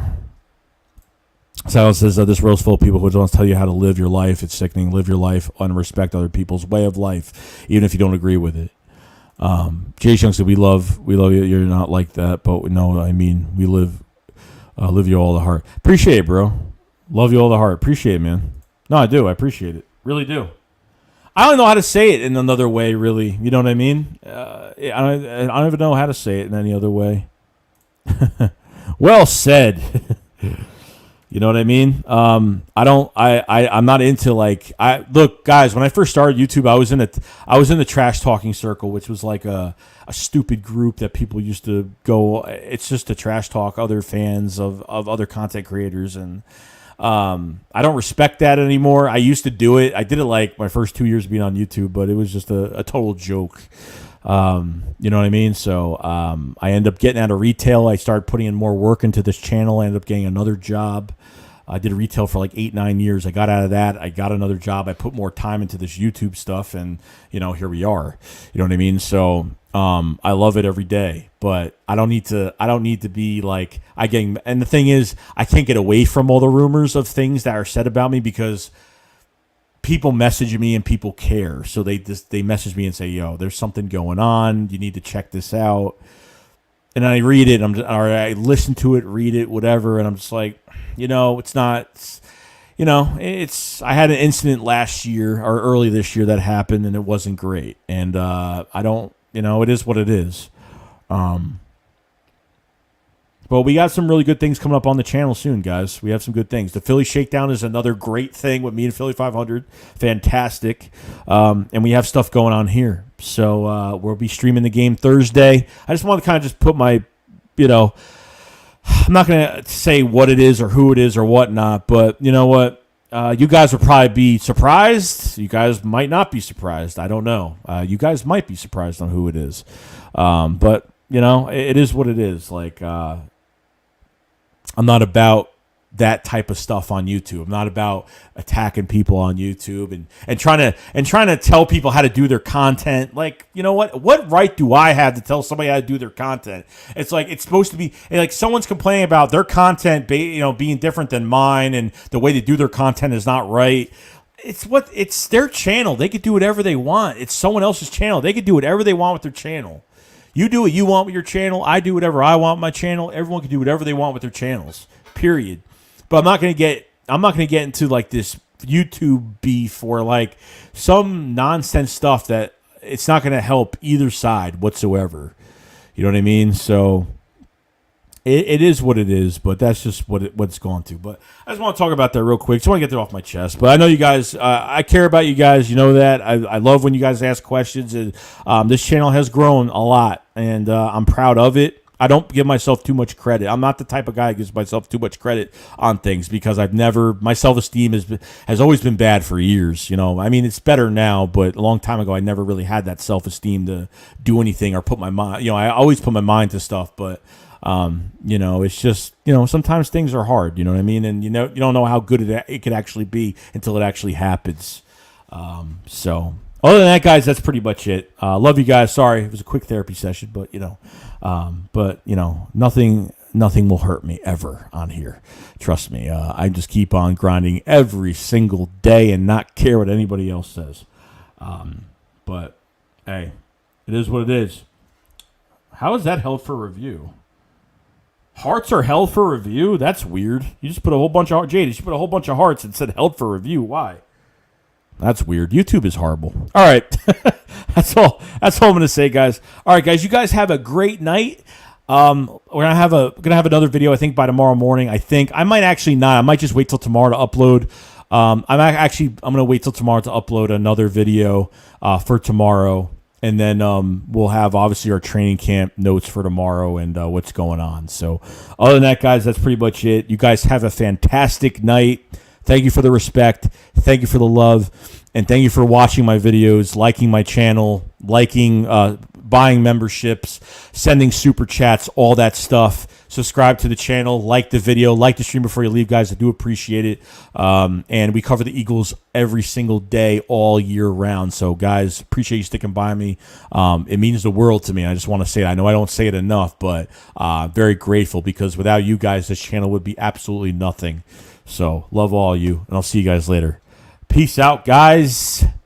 If I could find the button, it would be nice. Okay, we're good. All right. Shake Squad up, follow slide. Peace out, guys. Peace.